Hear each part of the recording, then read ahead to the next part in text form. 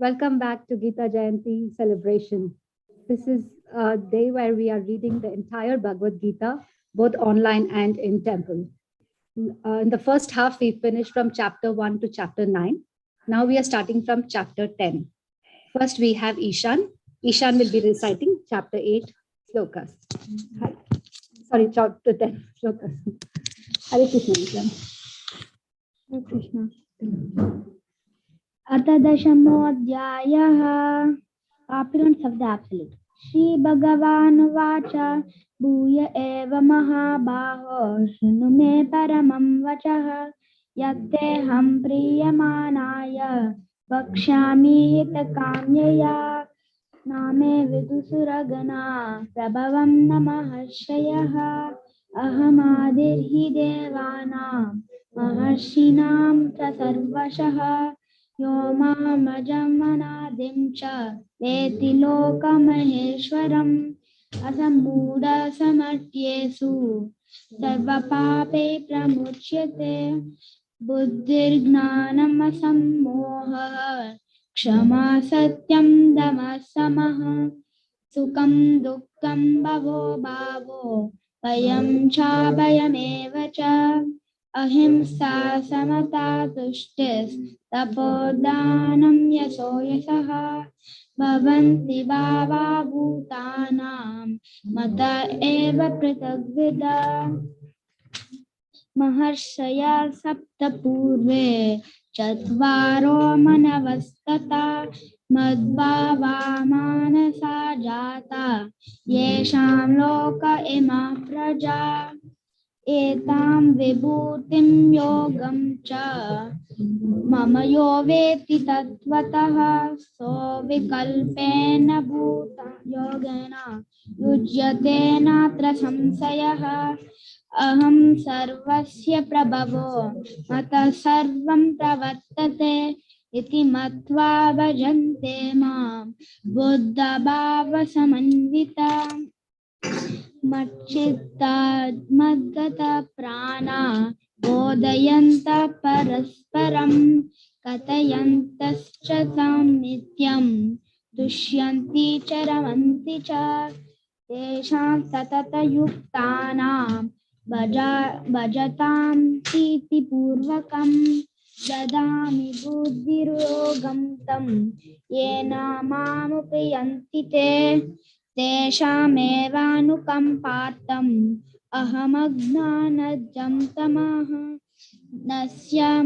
नशयाम्यात्म्यभावस्तो ज्ञानदीपेन भास्वता अर्जुन उवाच परं ब्रह्म परं धाम पवित्रं परमं भवान् पुरुषं शाश्वतं दिव्यम् आदिदेवमजं विभुम् अस्त्वं ऋषया सर्वे देवर्षिर्नारदस्तथा असीतो देवलो व्यासः स्वयं चैव ब्रवीषि मे सर्वम् एतद्ऋतं मन्ये यन्मां वदसि केशव न हि ते भगवन् व्यक्तिं विदुर्देव न दानवा वक्तुम् अर्हस्य शेषे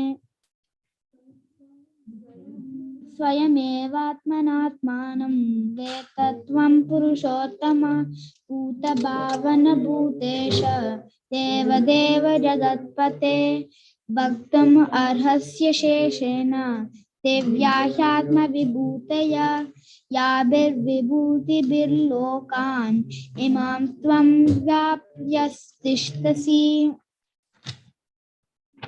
कथं विद्यामहं योगिं त्वां सदा परिचिन्तयन् केषु केषु च भावेषु चिन्त्योऽसि भगवन्मया विस्तरेणात्मनो योगं विभूतिं च जनार्दन भूय कथय तृप्तिर्हि शृण्वतो नास्ति मे मृतम् हन्तते कथयिष्यामि दिव्याह्यात्मविभूतया प्राधान्यता कुरु श्रेष्ठ नास्त्यन्तो विस्तरास्य मे अहमात्मा गुडाकेश सर्वभूतेश यत्स्थिता अहमादिश्च माद्यं च भूतानामन्त एव च आदित्यानामहं विष्णुर्ज्योतिषां रविरासुमान् मरीचिर्मरुतामस्मि नक्षत्राणामहं Shashi. Thank you, Ishan. That was a very beautiful recitation. Now, Arun Prabhu will recite the remaining verses. Shanvi will be supporting Prabhu. Hare Krishna, Prabhu. Hare Krishna.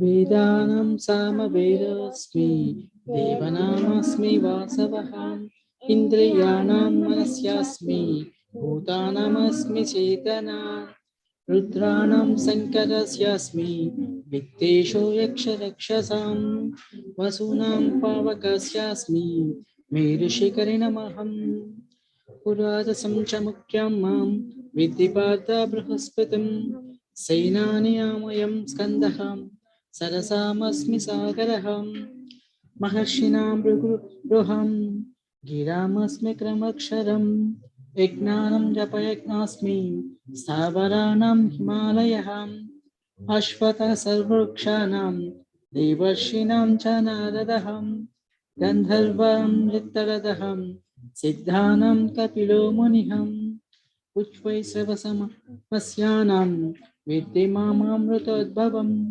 Airavatam Gajendranam Naranam Chanaradipam Ayudhanamaham Vajram Venunamasmi Kamadha Prajanasyasmi Kandarpaham Sarpanamasmi Vasukihem Anantasyasmi Naganam Varuno Yadasamaham Piturmhanamayamochasmi Yamasamyatamahamam Prahladasyamasmi Dvaichanam Kalakalayatmaham Ruganam Chamavendraham Vainatesha Pakshinam Pavanaha Pavanatamasmi Ramasastra Shishanam Makalasyasmi Srotasamasmi Chagnavim Sarkanamaditam Tasyam Mazam Saivam Arjunam Achatma Vichya Vichanam Vada Pravadatamaham Aksharana Makarashmi Pandvam Samasikasya Jam Ahame Vekshaya Kalu Tataham Vishvato Makaham Nutsam Sarvaharnashamam Udbhavasya Bhavishatam Kirti Sirvakshanarinim Smutirmeda Dutikshamaham Rahutsama Tatasamyam Gayatri Chandasamaham Masana Markasishomaham Rutunam Kushamakaraham Jutam Shalayatamasmi Tejas Tejashvinamaham Jayashmi Vyavasayashmi Sattvam Sattvatamaham Rishinam Vasudevasmi Pandavanam Dhananjayaham Muninamapyaham Vyasam Kavinamushina Kaviham Dandadhamayatamasmi Nitirasvajikishatam Maunam Chaivashmi Krugyanam Jnanam Jnanavatamaham Acchavi Sarva Bhutanam Vedam Tadamarjunam Na Tadasya Vinayatsavam Manmaya Bhuta Sharam Sharam Nantosti Mamatipyanam Vibhutinam Param Tapam Esha Tuttesha Prakto Vibhutirvestaro Mayam Yatpad Vibhutamattvam Srimadajate Mavavam Tatsa Devagachatvam Mamatejam Sambhavam Adava Bhagavai Natam Kim Natamatavarjunam Vishnabhyakamidam Pratsam Ekam Shane Sita Jagat Om Tatsaditi Srimad Bhagavateshu Upanishadeshu Brahma Vichayam Yoga Sastri Sri Krishna Arjuna Samvade Vibhuta Yogi Nama Tasojayam. Thank you, Arun Prabhu. That was a very nice recitation. Thank you, Shanvi. Next, You're coming? Sukanya Mataji is going to read the English translation of chapter 10. Hare Krishna Mataji. Hare Krishna Mataji. The Supreme Personality of Godhead said, "Listen again, O mighty armed Arjuna, because you are my dear friend, for your benefit I shall speak to you further, giving knowledge that is better than what I have already explained. Neither the hosts of demigod nor great sages know my origin or opulences, for in every respect I am the source of the demigods and sages. He who knows me as the unborn, as the beginningless, as the supreme Lord of all the worlds, he only undiluted among men, is freed from all sins. Intelligence, knowledge, freedom from doubts and delusion, forgiveness, truthfulness, control of the senses, control of the mind, happiness and distress, birth, death, fear, fearless, non-violence, equanimity, satisfaction, austerity, charity, fame, and infamy. All these various qualities of living beings are created by me alone.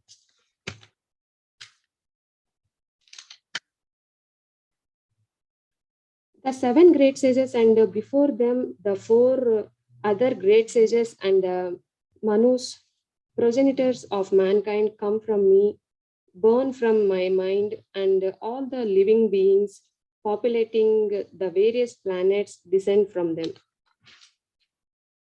One who is factually convinced of this opulence and the mystic power of mind engages in unalloyed devotional service of this, there is no doubt.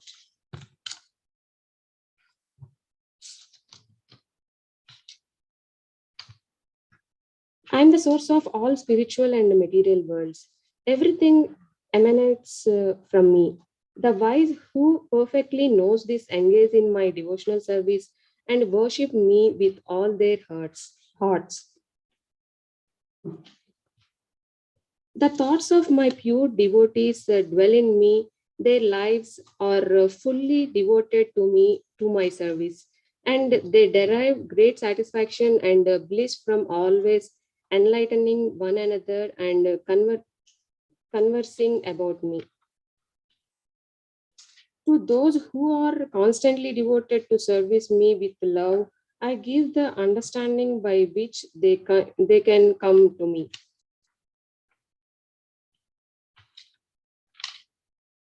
To show them special mercy, I, dwelling in their hearts, destroy with the shining lamp of knowledge the darkness born of ignorance. Arjuna said, "You are the Supreme Personality of Godhead, the ultimate abode, the purest, the absolute truth. You are the eternal, transcendental, original person, unborn, the greatest. All the great sages such as Narada, Asita, Devala, and Vyasa confirm this truth about you, and now you yourself are declaring it to me. Oh Krishna, I totally accept as the truth all that you have told me. Neither the demigods nor the demons, oh Lord, can understand your personality. Indeed, you alone know yourself by your own internal potency, O Supreme Person, or origin of all, Lord of all beings, God of gods, Lord of the universe. Please tell me in detail of your divine opulence by which you pervade all these worlds. O Krishna, O Supreme Mystic, how shall I constantly think of you, and how shall I know you? In what various forms are you to be remembered, O Supreme Personality of Godhead? O Janardana, again please describe in detail the mystic power of your opulences. I am never satiated in hearing about you. For the more I hear, the more I want to taste the nectar of your words. The Supreme Personality of Godhead said, "Yes, I will tell you of my splendorous manifestations, but only of those which are prominent, O Arjuna, for my opulence is limitless. I am the super soul, O Arjuna, seated in the hearts of all living entities. I am the beginning, the middle, and the end of all beings. Of the Adityas, I am Vishnu. I'm Vishnu of lights. I am the radiant sun of the Maruts. I am Marichi, and among the stars, I am the moon." Thank you, Mataji. Very nice reading. Now Ishan will continue the remaining translation. Krishna, Ishan. Of the Vedas, I am the Sama Veda. Of the demigods, I am Indra, the king of heaven. Of the senses, I am the mind. And in living beings, I am the living force, consciousness. Of priests, O Arjuna, know me to be the chief Brihaspati. Of generals, I am Kartikeya, and of bodies, of water, I am the ocean.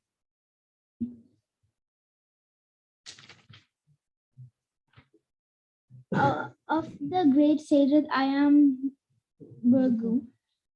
Of the vibrations, I am the transcendental Om. Of sacrifices, I am the chanting of the holy names, Japa, and of immovable things, I am the Himalayas. Of all trees, I am the banyan tree, and of the sages among the demigods, I am Narada. Of the Gandharvas, I am Chitrarata, and among the perfected beings, I am the sage Kapila. Of horses, know me to be Uchahasrava, produced during the churning of the ocean for nectar. Of lordly elephants, I am Airavata, and among men, I am the monarch.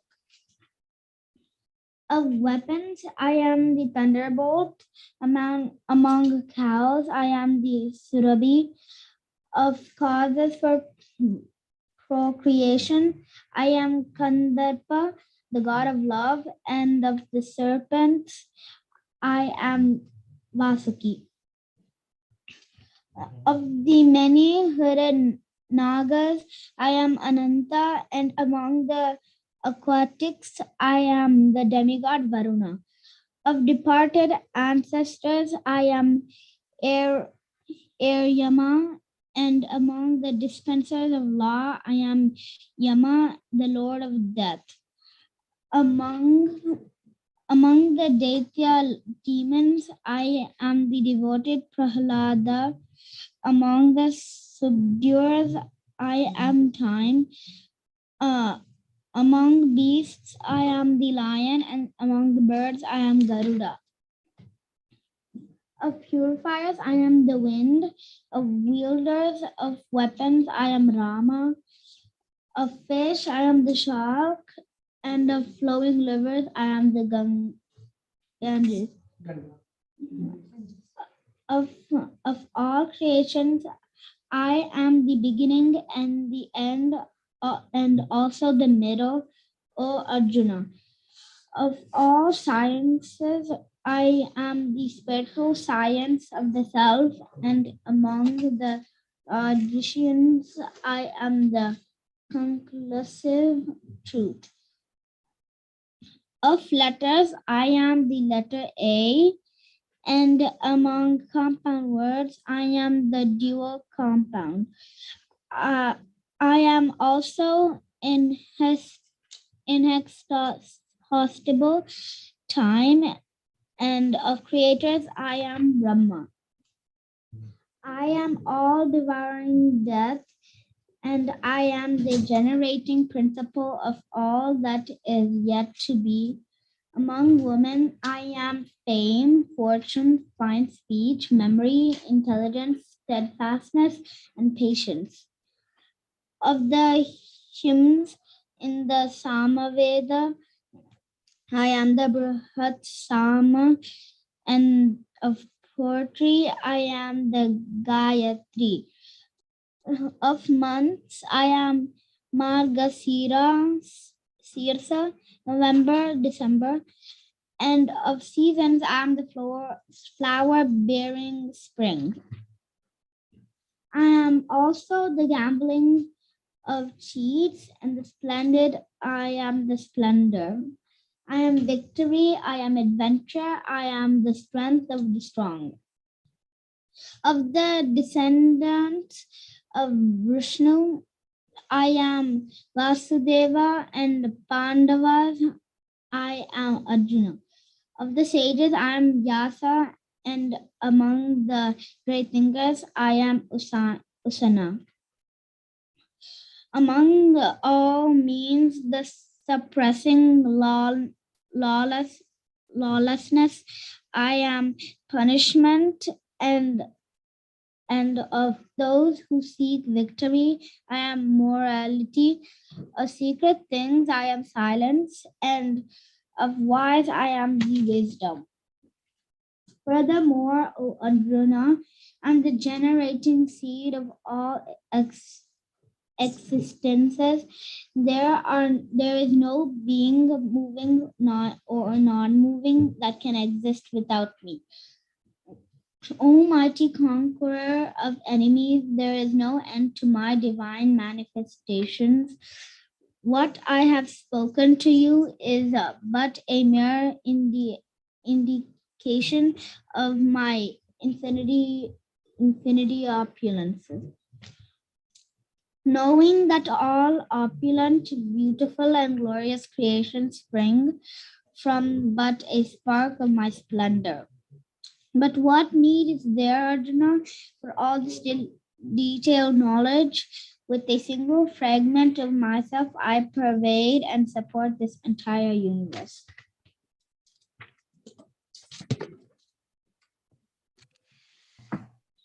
Thank you, Ishan. That was a really very nice reading. So we completed chapter 10. Now we are going to start chapter 11. Mataji is going to recite the verses from 1 to 27. Hare Krishna, Mataji. Hare Krishna, devotees. Om Namo Bhagavate Vasudevaya. Om Namo Bhagavate Vasudevaya. Om Namo Bhagavate Vasudevaya.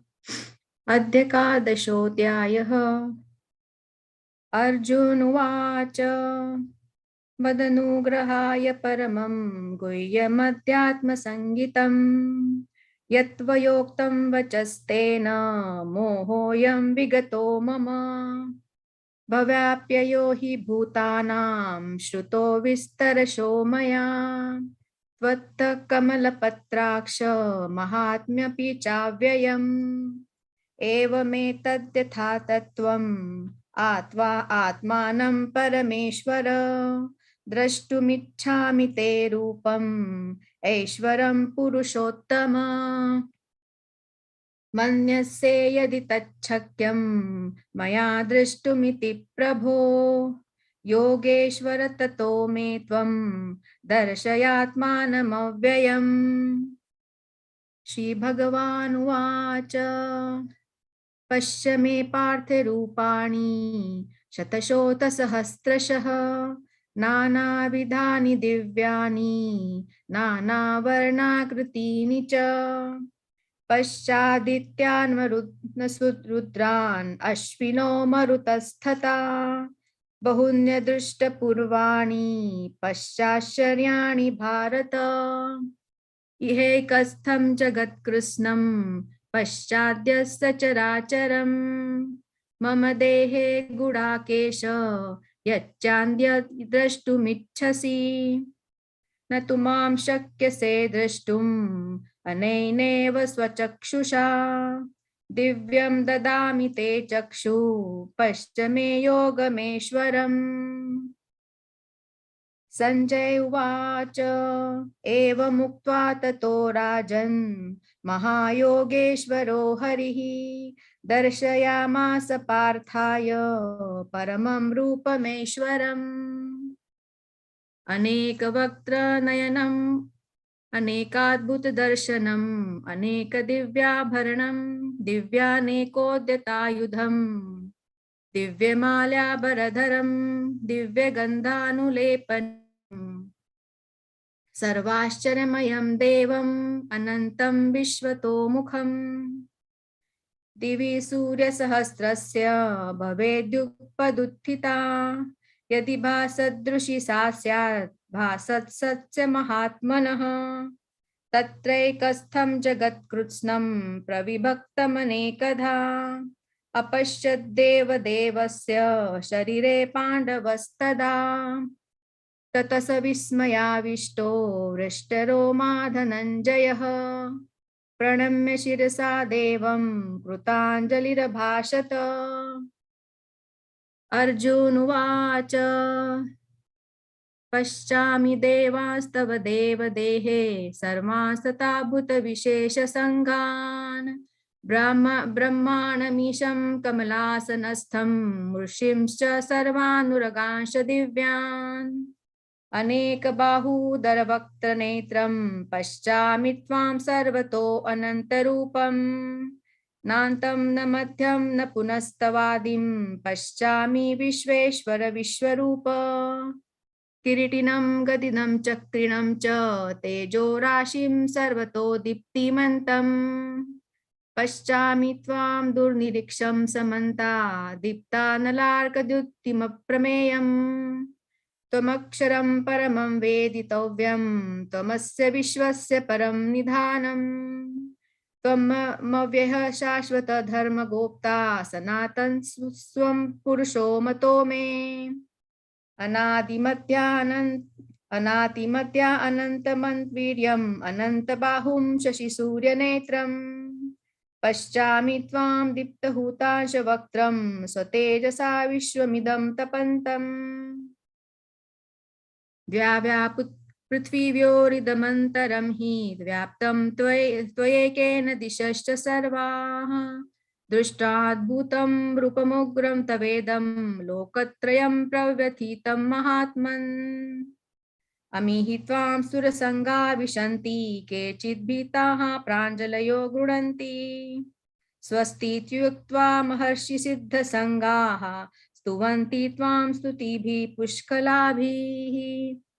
रुद्रादित्या वसवो ये च साध्या विश्वे अश्विनो मरुतश्चोष्मपाश्च गन्धर्वरक्षासुरसिद्धसङ्घा वीक्षन्ते त्वां विस्मिताश्चैव सर्वे। रूपं महत्ते बहुवक्त्रनेत्रं महाबाहो बहुबाहुर्पादम् बहुदरं बहुदंष्टाकरालं दृष्टालोकाः प्रव्यथितास्तथाहम्।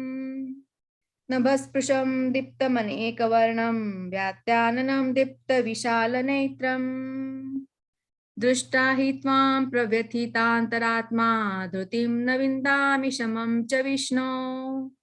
दंष्टाकरालानि च ते मुखानि दृष्टेव कालानलसन्निभानि दिशो न जाने न लभे च शर्म प्रसीद देवेश जगन्निवास। अमी च त्वां धृतराष्ट्रस्य पुत्राः सर्वे सहेवावनिपालसङ्गेः भीष्मो द्रोणः सुतपुत्रस्तथासो सहास्मदीयैरपि योधमुख्यैः वक्त्राणि ते त्वरमाणा विशन्ति दंष्टाकरालानि भयानकानि केचिद्विलग्ना दशनान्तरेषु सद्रंशन्ते चूर्णितेरुत्तमाङ्गे। Hare Krishna.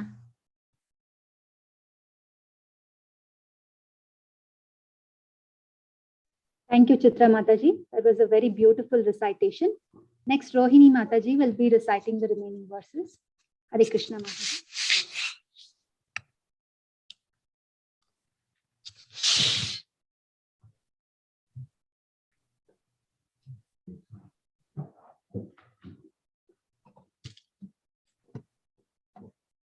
यथा नदीनां बहवोऽम्बुवेगाः समुद्रमेवाभिमुखा द्रवन्ति तथा तवामि नरलोकवीरा विशन्ति वक्त्राण्यभिविज्वलन्ति यथा प्रदीप्तं ज्वलनं पतंगा विशन्ति नाशाय समुद्रवेगाः तथैव नाशाय विशन्ति लोकास्तवापि वक्त्राणि समुद्रवेगाः लेलीहसे ग्रसमानः समन्ता लोकान् समाग्रान् वदने ज्वलब्धि तेजोभिरापूर्य जगत् समग्रं भासास्तवोग्राः पतिपन्ति विष्णु आख्याहि मे को भवानुग्ररूपो नमस्तु ते देववर प्रसीद विज्ञातुमिच्छामि भवन्तमाद्यं न हि प्रजानामि तव प्रवृत्तिम् श्रीभगवानुवाच कालोऽस्मि लोकक्षयकृत् प्रवृद्धो लोकान् समाहर्तुमिह प्रवृत्तः ऋतेऽपि त्वां न भविष्यन्ति सर्वे येव स्थिता प्रत्नि अनिकेषु योद्धाः तत्त्वात्मनुष्ठिष्ट यशो लभस्वं जित्वा शत्रुं भुङ्क्ष्व राज्यं समृद्धम् मय्येवैते निहता पूर्वमेव निमित्तमात्रां भव सव्यसाचिन् द्रोणं च भीष्मं च जयद्रथं च कर्णं तथान्यानपि योधवीरान् मया हतास्त्वं जहिमा व्यतिष्ठा युद्धस्वजेतासि रणे सपत्नान् संजय उवाच एतत् श्रुत्वा वचनं केशवस्य कृताञ्जलिर्वेपमानः किरीटी नमस्कृत्वा भूय एवाह कृष्णं सगद्गदं भीतभीतः प्रणम्यम् अर्जुन उवाच स्थाने ऋषिकेश तव प्रकीर्त्या जगत्प्रहस्यात् तनुरज्यते च रक्षांसि भीतानि दिशो द्रवन्ति सर्वे नमस्यन्ति च सिद्धसङ्गाः कस्माच्च तेन नमेरन्महात्मन् गरीयसे ब्रह्मणोऽप्यादिकर्ते अनन्तदेवेश जगन्निवास त्वमक्षरं सदसत्तत्परं यत् त्वमादिदेव पुरुषः पुराण त्वमस्य विश्वस्य परं निधानम् वेत्तासि वेद्यां च परं च धाम त्वया ततं विश्वमनन्तरूप वायुर्यमोऽग्निर्वरुणः शशाङ्क प्रजापतिस्त्वं प्रतिपामहस्य नमो नमस्तेस्तु सहस्कृत्वः पुनश्च भूयोऽपि नमो नमस्ते नमः पुरस्तादथ पृष्ठतस्ते नमस्तु ते सर्वत एव सर्व अनन्तवीर्यामित विक्रमस्त्वं सर्वं समाप्नोषि ततोऽसि सर्व सखेति मत्वा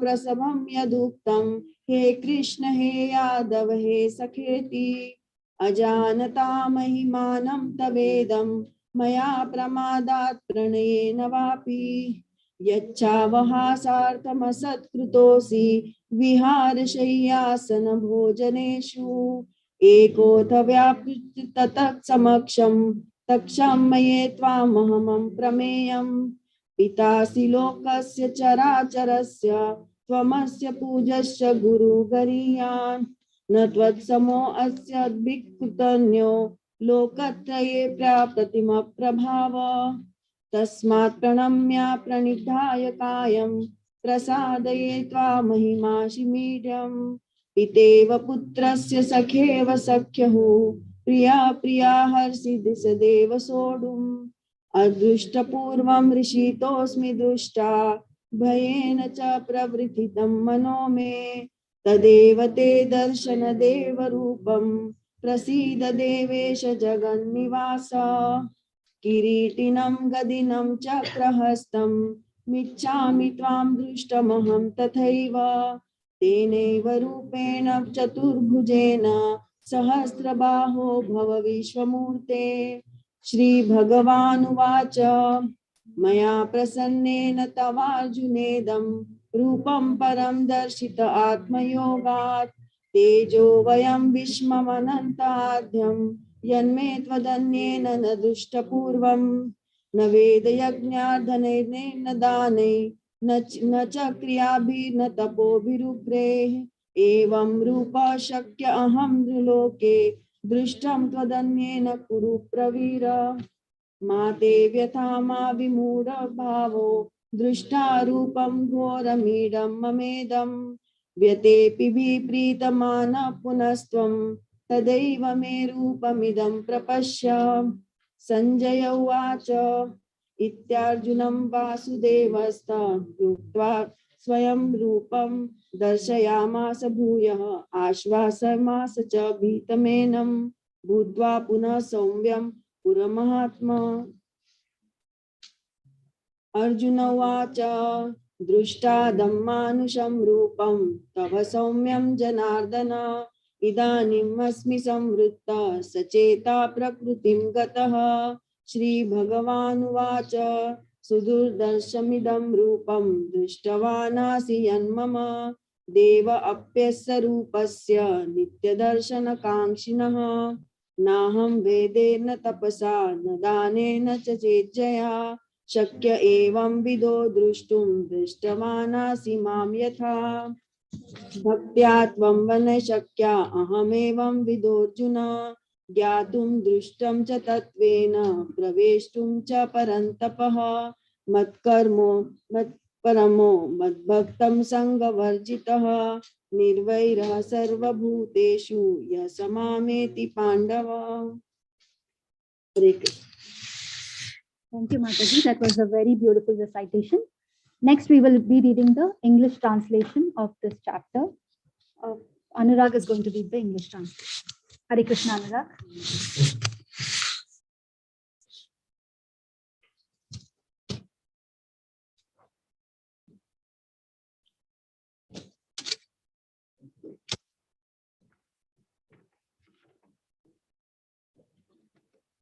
Arjuna said, by my hearing the instructions you have kindly given me about these most confidential spiritual subjects, my illusion has now been dispelled.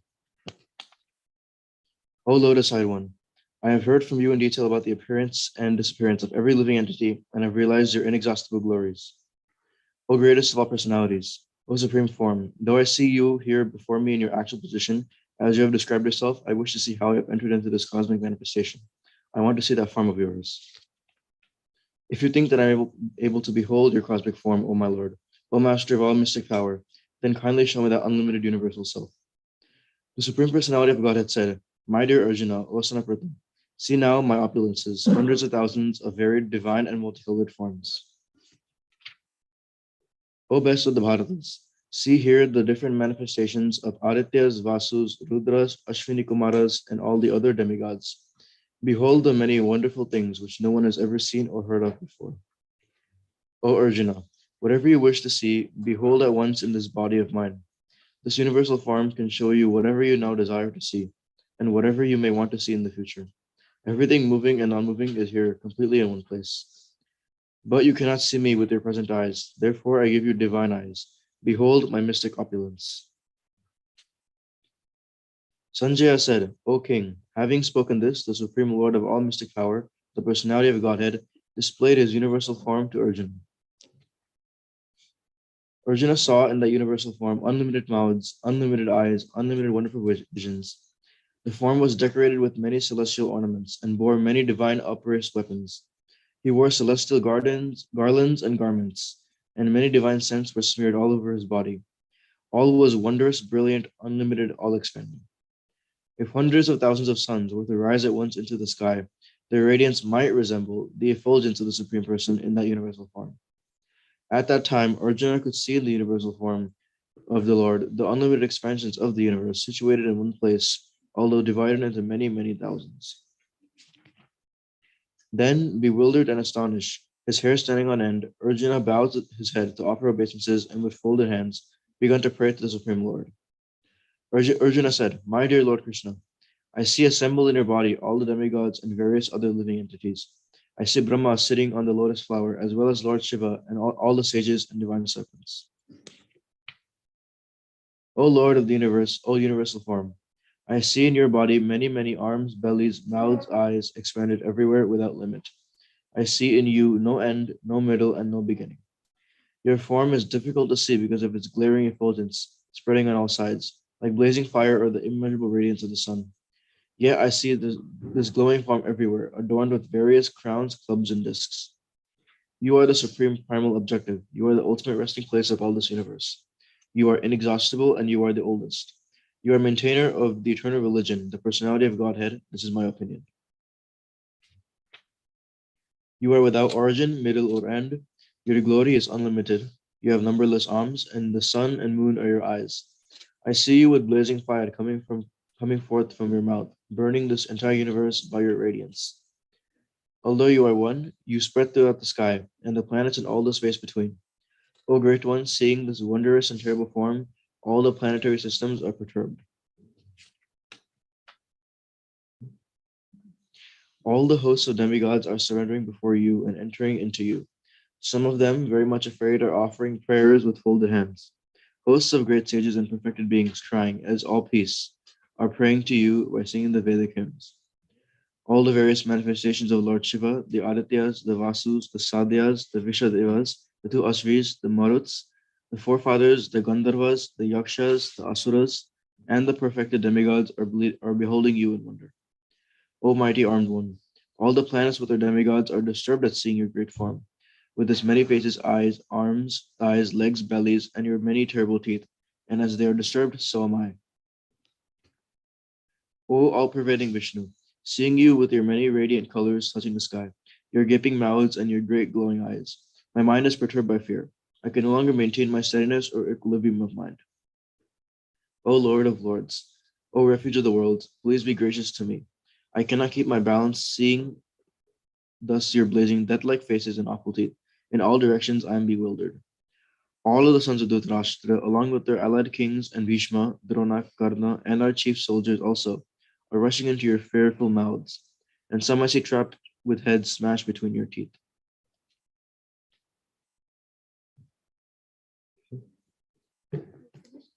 Yeah. Thank you, Anurag.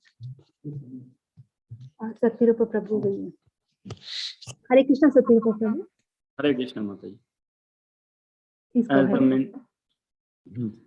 As the many waves of the rivers flows into the ocean, so do all these great warriors enter blazing into your mouths. I see all the people rushing full speed into your mouths as moths dash to destruction in a blazing fire. O Vishnu, I see you devouring all people from all sides with your flaming mouths, covering all the universe with your effulgence. You are manifest with a terrible scorching rays. O Lord of the Lords, so fierce of form, please tell me who you are. I offer my obeisances unto you. Please be gracious to me. You are the primeval Lord. I want to know about you, for I do not know what your mission is. The Supreme Personality of Godhead said, Time I am, the greatest destroyer of the worlds, and I have come here to destroy all people, with the exception of you, the Pandavas. All the soldiers here on both sides will be slain. Therefore, get up, prepare to fight and win glory, conquer your enemies, and enjoy a flourishing kingdom. They are already put to death by my arrangement, and you, O Savyasachi, can be but an instrument in the fight. Drona, Bhishma, Jayadratha, Karna, and the other great warriors have already been destroyed by me. Therefore, kill them and do not be disturbed. Simply fight, and you will vanquish your enemies in battle. Sanjaya said to Dhritarashtra, O king, after hearing these words from the Supreme Personality of Godhead, the trembling Arjuna offered obeisances with folded hands again and again. He fearfully spoke to Lord Krishna in a faltering voice as follows. Arjuna said, O master of the senses, the world become joyful upon hearing your name, and thus everyone become attached to you. Although the perfected being offer you their respectable homage, the demons are afraid, and they flee here and there. All this is rightly done. O great one, greater even than Brahma, you are the original creator.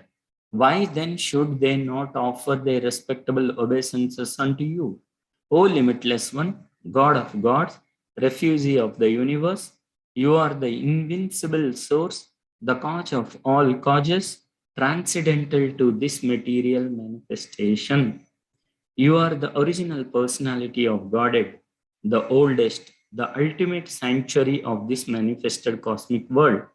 You are the knower of everything, and you are all that is knowable. You are the supreme refugee above the material modes. O limitless form, this whole cosmic manifestation is pervaded by you. You are air, and you are the supreme controller. You are the fire, you are the water, and you are the moon. You are Brahma, the first living creature, and you are the great grandfather.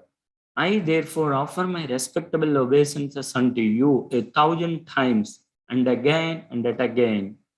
Obeisances to you from the front, from behind, and from all sides. O unbounded power, you are the master of limitless might. You are all pervading, and thus you are everything. Thinking of you as my friend, I have rashly addressed you, O Krishna, O Yadava, O my friend, not knowing your glories. Please forgive whatever I may have done in madness or in love. I have dishonored you many times, jesting as we relaxed, lay on the same bed, or sat or ate together, sometimes alone and sometimes in front of many friends. O infallible one, please excuse me for all those offenses. You are the Father of this complete cosmic manifestation of the moving and the non moving.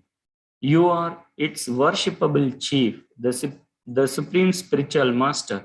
No one is greater than you, nor can anyone be one with you. How then could there be anyone greater than you within the three worlds, O Lord of immeasurable power? You are the supreme Lord to be worshipped by every living being. Thus I fall down to offer you my respectable obeisances and ask your mercy. As a father tolerates the impudence of his son, a friend the impertinence of a friend, or a husband the familiarity of his wife, please tolerate the wrongs I may have done you. After seeing this universal form, which I have never seen before, I am gladdened, but at the same time, my mind is disturbed with fear. Therefore, please bestow your grace upon me and reveal again your form as personality of Godhead, O Lord of the Lords, O abode of the universe. O universal form, O thousand-armed Lord, I wish to see you in your four-armed form, with a helmeted head and with a club, wheel, conch, and lotus flower in your hand. I long to see you in that form. The Supreme Personality of Godhead said, My dear Arjuna, happily have I shown you by my internal potency this supreme universal form within the material world. No one before you has ever seen this primal form, unlimited and full of glaring effulgence. O best of the Kuru warriors, no one before you has ever seen this universal form of mine. For neither by studying the Vedas, nor by performing sacrifices, nor by charity, nor by pious activities, nor by severe penances can I be seen in this form in the material world. You have been perturbed and bewildered by seeing this horrible feature of mine. Now let it be finished. My devotee, be free again from all disturbances. With a peaceful mind, you can now see the form you desire. Sanjaya said to Dhritarashtra, the Supreme Personality of Godhead Krishna, having spoken thus to Arjuna, displayed his real four-armed form and at last showed his two-armed form, thus encouraging the fearful Arjuna. When Arjuna thus saw Krishna in his original form, he said, O Janardana, seeing this human-like form so very beautiful, I am now composed in mind and I am restored to my original nature. The Supreme Personality of Godhead said, My dear Arjuna, this form of mine you are now seeing is very difficult to behold. Even the demigods are ever seeking the opportunity to see this form which is so dear. The form you are seeing with your transcendental eyes cannot be understood simply by studying the Vedas, nor by undergoing serious penances, nor by charity, nor by worship. It is not by these means that one can see me as I am. My dear Arjuna, only by undivided devotional service can I be understood as I am, standing before you. As can this be seen directly? Only in this way can you enter into the mysteries of my understanding. My dear Arjuna, he who engages in my pure devotional service, free from the contaminations of fruitive activities and mental speculation, he who works for me, who makes me the supreme goal of his life, and who is and who is friendly to every living being, he certainly comes to me. Hare Krishna. Hare Krishna, Prabhu. That was a very nice reading. Thank you, Prabhu. Next, we have chapter 12, reading. Chapter 12 will be recited by Divya, Mridula, Vishwa, Radhakaran Prabhu, and Sridhari Mataji. First, Divya will start. Hare Krishna, Divya. Krishna, Prabhu, Mataji. Arjuna Uvasa Evam Satata Yuktaye Bhaktastam Pariyupasate Yejap Yaksam Avyaktam Tesam Ke Yoga Vitamaha Shri Bhagavana Upasya Maya Upasya Mano ye mam nitya yukta upasate shraddha pariyopitas te me yukta tamamata.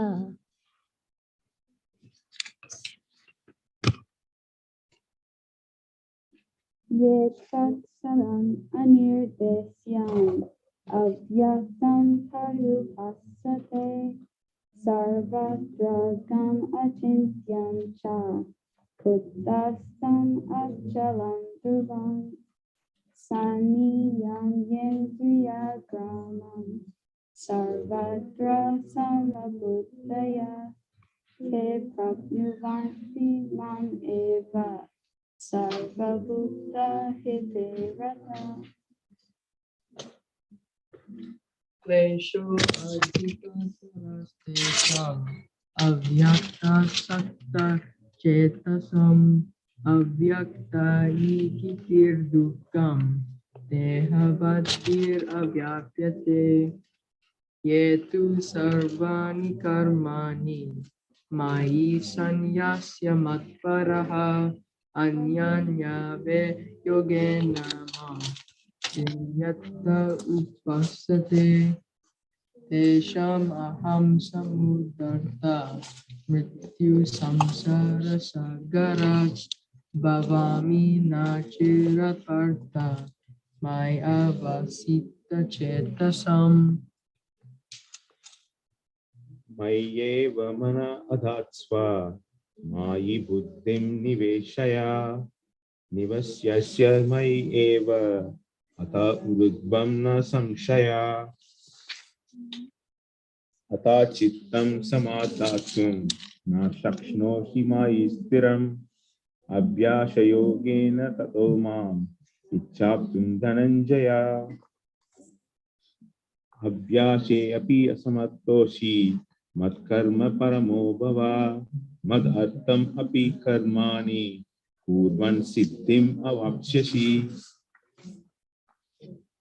अतैतद् अपि असक्तोषि कर्तुं मद्योगम् असिरता सर्वकर्म फलत्यागं तथा कुरु यथात्मवान् श्रेयो हि ज्ञानम् अभ्यसात् ज्ञानात् ध्यानं विशस्यते ध्यानात् कर्मफलत्यागात् त्यागच्छान्तिरनन्तरम् अद्वेष्ट सर्वभूतानां मैत्रा करुण एव च निर्मामो निरङ्कारः समदुःखसुखाक्षमी शान्तुष्ट सततं योगी यतात्मा दृढा निश्चया मयि अर्पित मनो बुद्धिर् यो मद्भक्तः स मे प्रिया यस्मन्न विजते लोका लोकन्नो विजते च या हर्षमर्षाभयोद्वेगे मुक्तया स मे प्रियः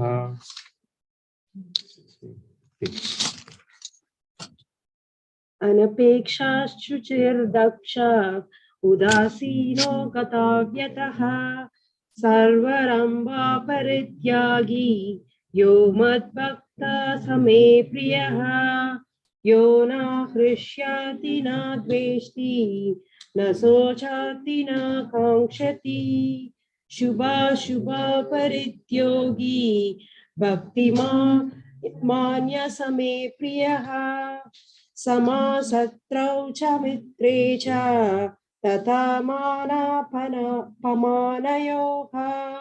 शीतोष्ण सुख दुःखेषु समासङ्गविवर्जितः तुल्यनिन्दास्तुतिर्मौनी सन्तुष्टो येन केनचित् अनिकेतास्तित्रा मतिर्भक्तिमान् मे प्रियो नरः ये तु धर्मामृतमिदं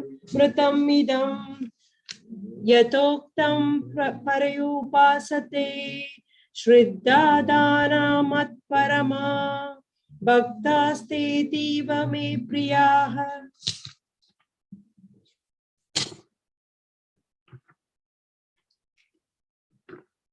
English translation.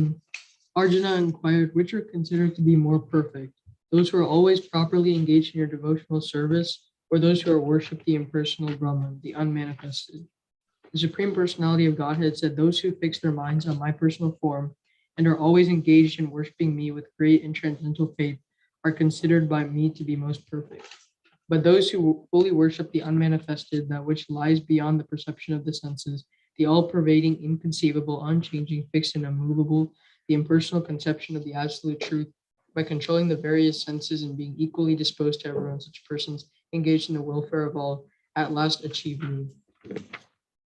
For those whose minds are attached to the unmanifested, impersonal feature of the Supreme, advancement is very troublesome. To make progress in the discipline is always difficult for those who are embodied. But those who worship me, giving up all their activities unto me and being devoted to me without deviation, engaged in devotional service and always meditating upon me, having fixed their minds upon me, O son of Pritha, for them I am the swift deliverer from the ocean of birth and death. Just fix your mind upon me, the Supreme Personality of Godhead. Engage all your intelligence in me. Thus you will live in me always without a doubt. My dear Arjuna, a winner of wealth, if you cannot fix your mind upon me without deviation, then follow the regulative principles of Bhakti Yoga. In this way, develop a desire to attain me. If you cannot practice the regulations of Bhakti Yoga, then just try to work for me, because by working for me, you will come to the perfect stage. If, however, you are unable to work in this consciousness of me, then try to act giving up all results of work and try being self-situated. If you cannot take to this practice, then engage yourself in the cultivation of knowledge. Better than knowledge, however, is meditation, and better than meditation is renunciation of the fruits of action. For by such renunciation, one can attain peace of mind. One who is not envious, but is kind friend to all living entities, who does not think of himself a proprietor and is free from false ego, who is equal in both happiness and distress, who is tolerant, always satisfied, self-controlled, and engaged in devotional service, with determination, his mind intelligence fixed on me, such a devotee of mine is dear to me. He by whom no one is put into difficulty and who is not disturbed by anyone, who is equiposed in happiness and distress, fear and anxiety is very dear to me. My devotee who is not dependent on the ordinary course of activities, who is pure, expert, without cares, free from all pains, and not striving for some result is very dear to me. one who neither rejoices nor grieves, who neither laments nor desires, and who renounces both auspicious and inauspicious things such as devotee, is very dear to me. One who is equal to friends and enemies, who is poised in honor and dishonor, heat and cold, happiness and distress, fame and infamy, who is always free from contaminating association, always silent and satisfied with anything, who doesn't care for any residence, who is fixed in knowledge, and who is engaged in devotional service. Such a person is very dear to me. Those who follow this imperishable path of devotional service and who completely engage themselves with faith, making me the supreme goal, are very, very dear to me.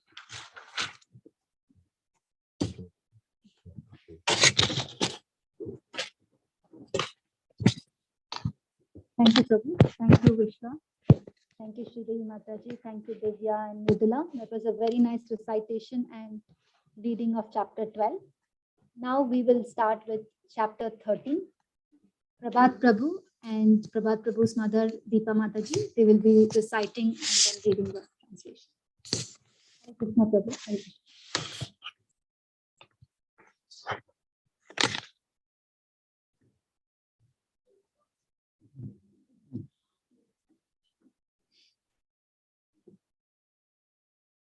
Arjun उवाच प्रकृतं पुरुषं चैव क्षेत्रक्षेत्रज्ञम् एव च एतत् विदितुम् इच्छामि ज्ञानं ज्ञेयं च केशव श्रीभगवानुवाच इदं शरीरं कौन्तेय क्षेत्रम् इति अभिधीयते एतद् यो वेत्ति तं प्राहुः क्षेत्रज्ञ इति तद्विधि क्षेत्रज्ञं चापि मम विधि सर्वक्षेत्रेषु भारत क्षेत्रक्षेत्रज्ञोर्ज्ञानं यत्तज्ज्ञानं मतं माम तत्क्षेत्रं यच्च यादृक् यद्विकारी यतश्च यत् स चो यत् प्रभावश्च तत्समासेन मे शृणु ऋषिभिर्बहुधा गीतं छन्दोभिर्विविधे पृथक् ब्रह्मसूत्रपदेश्चैव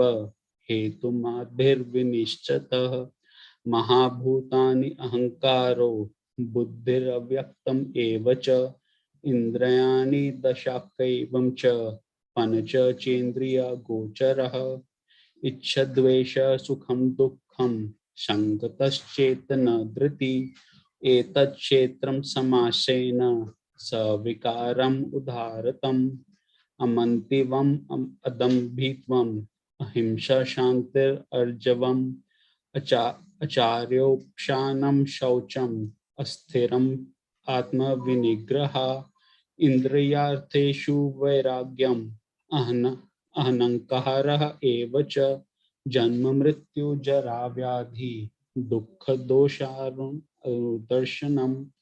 अशक्तिरनभिविषङ्गः पुत्रदारा गृहादिषु नित्यं च समत्वित्वम् इष्टान्तितो अपतिष्ठतु मयि चानन्ययोगेन भक्तिरव्यभिचारिणी विविक्ता देशसेवित्वम् रातिर्जनसंसादी अध्यात्मज्ञानेन नित्यत्वम् तत्त्वज्ञानार्थदर्शनम् एतज्ज्ञानम् इति प्रोक्तम् अज्ञानं यद् न अन्यथा ज्ञेयं यत् तत् प्रवक्ष्यामि यत् ज्ञेयत्रम् अश्नुते अनादि मत्परं ब्रह्म न सत् तन् अनशत् उच्यते सर्वथा पाणिपादं तत् सर्वतो अक्षिशिरोमुखं सर्वतः श्रुतिमल्लोके सर्वम् आवृत्य तिष्ठति सर्वेन्द्रियगुणभस्मं सर्वेन्द्रियविवर्जितम् अशक्तं सर्वभृच्चैव निर्गुणं गुणभोक्तृ च बहिरन्तश्च भूतानाम् अचरं चरम् एव च सूक्ष्मत्वत् तद् अविज्ञेयं दूरस्थं चन्तिके च तत् अव्यक्तं च भूतेषु विभक्तम् इव च स्थितं भूतार्भृतर च तज्ज्ञेयं ग्रश्निष्णु प्रभविष्णु च ज्योतिषम् अपि तज्ज्योतिष तमस्परम् उच्यते ज्ञानम ज्ञेयम ज्ञानगेयम हृदि सर्वसंविष्टितम् इति क्षेत्रम तथा ज्ञानम ज्ञेयम चोक्तम समास्ततः मद्भक्ता एतद् विज्ञाय मद्भावतो उपादेते प्रकृतं पुरुषं चैव विधि अनादि उभवपि विक्रांश्च गुणांश्च वे चैव विधि प्रकृति संभवान् कार्य कारण कर्तृत्वे हेतु प्रकृतिरुच्यते पुरुषः सुख दुःखानां भोक्तृवृत्ते हेतुरुच्यते पुरुषः प्रकृतिस्थो हि भुङ्क्ते प्रकृति ज्ञानं गुणान् कारणं गुणसंगो अस्य सद् असत् योनि जन्मसु प्रदष्ट अनुत्मन्ता च भारतः भोक्ता महेश्वर परमन्ति च उक्तु देहे अस्मिन् पुरुषः परः य एवं वेति पुरुषं प्रकृतं च गुणैः सह सर्वथं वर्ततमन्मानो अपि न स भूयो अभिजायते ध्यानेत्मानि पश्यन्ति केचिद् आत्मनाम् आत्मनः अन्यसंख्येन योगेन कर्मयोगेन चापरे अन्यत एवं अज्ञानतः शुद्धवेन भय उपासते ते अपि चैत्र अन्ति एव मृत्युं श्रुति परायः यावत् संजायते किंचित् सत्वम् अस्थव ज्ञानमं क्षेत्र क्षेत्र ज्ञान असंगोया तद्विधि भरतर्षभ समं सर्वेषु भूतेषु अतिष्ठन्तं परमेश्वरं विनश्यन्तं यः पश्यति स पश्यति समं पश्यन् हि सर्वत्र समाविष्टम् ईश्वरं न हिनस्ति आत्मा आत्मानं तत्यतोपति परं गतिं प्रकृतेव च कर्माणि क्रियमाणानि सर्वशः यः पश्यति तथात्मानम् अकृतम् अकरं च पश्यति यदा भूत पृथक् भावम् एकस्थम् अनुपश्यति तत एवं च विस्तारं ब्रह्म सम्पाद्यते तदा अनादित्वं निर्गुणत्वन्तात् परमात्मायम् अन्यवः शरीरस्थो अपि कौन्तेय न करोति न लिप्यते यथा सर्वं गतं सूक्ष्मत् अक्षं नुपाल्यते सर्वत्र अवस्थो देहे तथात्मानोपलप्यते यथा प्रकाशाते एति एकः श्रुतं लोकम् इमं रविः क्षेत्रं क्षेत्री तथा कृष्णं प्रकाशति भारतः क्षेत्र क्षेत्रे ज्ञानेरेवम् अंतरं ज्ञान चक्षुषा भूत प्रकृतिं मोक्षं च ये विदुर्यन्ति ते परम्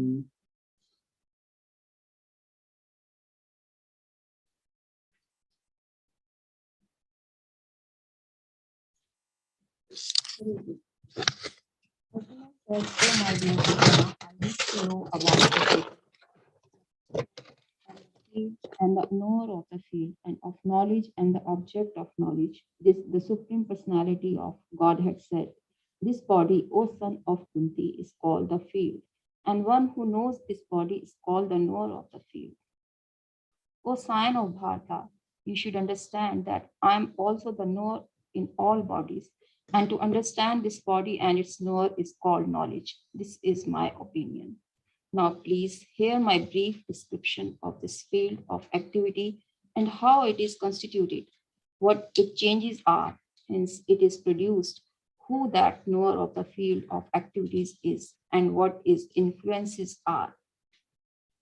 That knowledge of the field of activities and of the knower of the activities is described by various sages in various Vedic writing. It is especially presented in Vedanta Sutra with all reasoning as to cause and effect. The five great elements, false ego, intelligence, the unmanifested, the 10 senses and the mind, the five senses, objects, desire, hatred, happiness, distress, the aggregate, the life, the symptoms, and conviction. All these are considered in summary to be the field of activities and its interactions. Humility, pridelessness, non-violence, tolerance, simplicity, approaching are bona fide spiritual masters. Cleanliness, steadiness, self-control, renunciation of the objects of sense gratification, absence of false ego, the perception of the evil of the birth, death, old age, and disease, detachment, freedom from entanglement with children, wife, home, and the rest, even mindedness amid pleasant and unpleasant events, constant and unalloyed devotion to me, aspiring to live in a solitary place, detachment from the general mass of people, accepting the importance of self realization and philosophical search for the absolute truth. All these are I declare to be knowledge, and beside this, whatever there may be is ignorance. I shall now explain the knowable, knowing which you will taste the eternal Brahman, the spirit, beginningless and the subordinate to me, lies beyond the cause and effect of this material world. Everywhere are his hands and legs, his eyes, heads, and faces, and he has ears everywhere. In this way, the super soul exists, pervading everything. The super soul is the original source of all senses, yet he is without senses. He is unattached, although he is the maintainer of all living beings. He transcends the modes of nature, and at the same time, he is the master of all the modes of material nature. The supreme truth exists outside and inside of all living beings, the moving and non-moving. Because he is subtle, he is beyond the power of the material senses to see or to know. Although far, far away, he is also near to all. Although the super soul appears to be divided among all beings, he is never divided. He is situated as one, although he is the maintainer of every living entity. It is to be understood that he devours and develops all. He is the source of light in all luminous objects. He is beyond the darkness of matter and is unmanifested. He is knowledge. He is the object of knowledge, and he is the goal of knowledge. He is situated in the everyone's heart.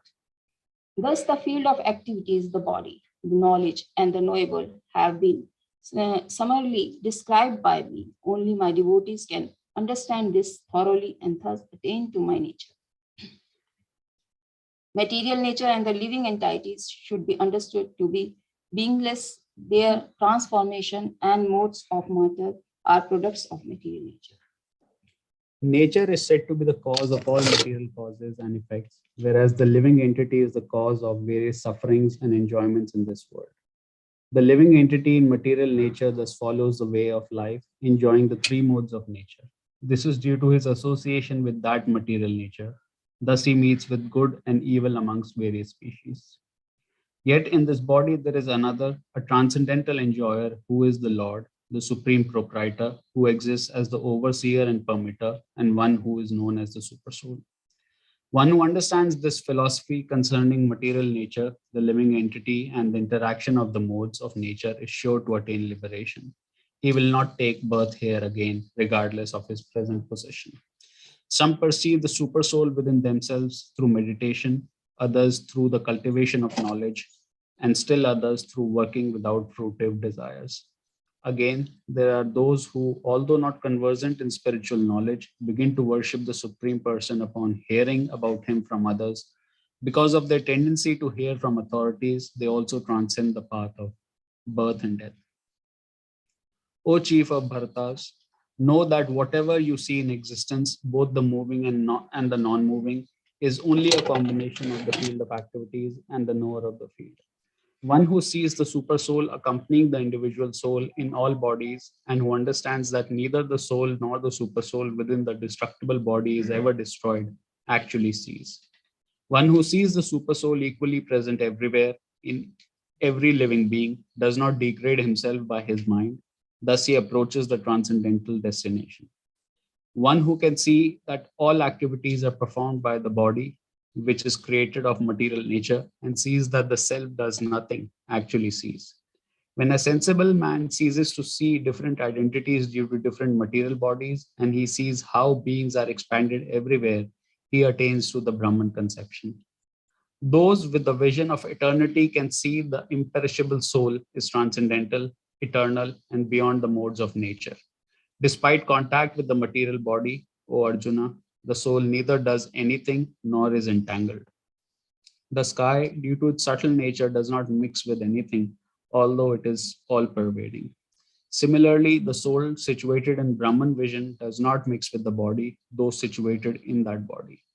O son of Bharata, as the sun alone illuminates all this universe, so does the living entity, one within the body, illuminate the entire body by consciousness. Those who see with eyes of knowledge the difference between the body and the knower of the body, and can also understand the process of liberation from bondage in material nature, attain to the supreme good.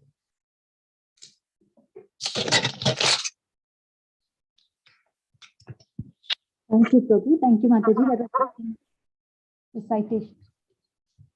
That was a very nice recitation.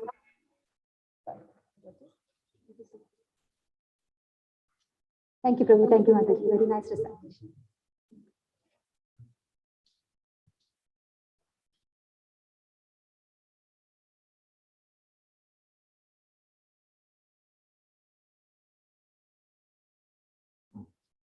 Next, we have chapter 14. Rasmai Mataji will be reciting chapter 14. Hare Krishna Mataji. Shri Bhagavanuvacha Param Bhuya Pravakshami Jnananam Jnanamuttamam Yijnatva Munayas Sarve Param Siddhim Ito Gataha Idam Gnanamupashritya Mama Sadharnyamagataha Sarge Pinopajayante Pralayena Vyatanti cha Mama Yonirmahad Brahmam Tasmin Garbham Dhadamyaham Sambhava Sarva Bhutanam Tatho Bhavati Bharatam Sarvayonishu Kaunteya Murtaya Sambhavanti Yaha Tasam Brahma Mahadyonis Aham Bija Pradaf Pitam Sattvam Rajastamayiti Guna Prakriti Sambhavaham Nibhatnanti Mahabaho Dehe Dehinam Avyayam Tatra Sattvam Nirmalatvat Prakashakamanamnayam Sukha Sanghena Badnati Jnana Sanghena Chanagha Rajo Rajatmakam Vidhi Trishna Sangha Samudbhavam Tannibhadnati Kaunteya Karma Sangena Dehinam Tamastvajnanajam Vidhi Mohanam Sarvadehinam Pramadalasya Nidrabihi Tannibhadnati Bharata Sattvam Sukhe Sanjayati Rajak Karmani Bharata Jnanamavritya tu tamaham Pramade sanjayatyutam Rajastamaschapi bhuyaham Sattvam bhavati bharata Rajasattvam tamaschaiva Tamashattvam rajasthatam Sarvadvarishu dehesmin Prakasha upajayate Jnananam yada tada vidyat Vivridham sattvam ityutam Lobhav pravrittir arambhaha Karmanam asamchaspraham Rajasyetani jayante Vivride bharatarshabham Aprakasho pravrittischa Pramado moha evacha Tamasyetani jayante Vivridhe kuru nandanam Yada sattve pravriddhetu Pralayam yati dehabhritam Tadottama vidam lokan Amalan pratipadyate Rajasi pralayam gatva Karma sangishu jayate Tatha pralinastamasi Mudhayonishu jayate Karmana sukrutyasyahuhu Satvikam nirmalam phalam Rajastu phalam dukkham Agnanam tamasah phalam Sattvatat sanjayate gnanam Rajaso lobha eva cha प्रमादामोहौ तमसः भवतो ज्ञानमेव च ऊर्ध्वं गच्छन्ति सत्त्वस्तां मध्यतिष्ठन्ति राजसाः जघन्यगुणवृत्तस्थाम् अधो गच्छन्ति तामसाः नान्यं गुणेभ्यः कर्तारं यदा द्रष्टानुपश्यति गुणेभ्यश्च परं वेत्ति मद्भावं सोऽधिगच्छति गुणान् एतान् अतीत्येत्रीन् देहि देहसमुद्भवान् जन्म मृत्युजरा दुःखैः विमुक्तोऽमृतमश्नुते श्रीभगवानुवाच कैर्लिङ्गैस्त्रीन् गुणानेतान् अतीतो भवति प्रभो किमाचर कथं चैतां स्त्रीन् गुणान् अतिवर्तते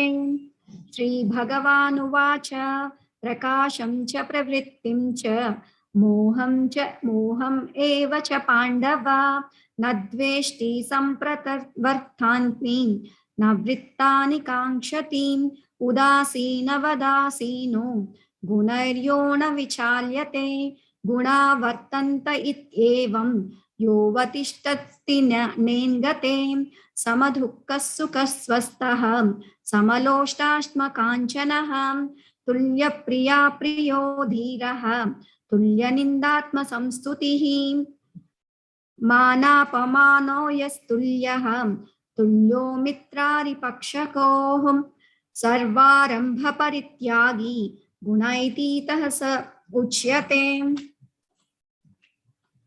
मां च यो व्यभिचारेण भक्तियोगेन सेवते सगुणान् समतीत्यायान् ब्रह्मभूयाय कल्पते ब्रह्मणो हि प्रतिष्ठाहम् अमृतस्याव्यस्य यस्य च शाश्वतस्य च धर्मस्य सुखस्य एकान्तिकस्य च हरे Krishna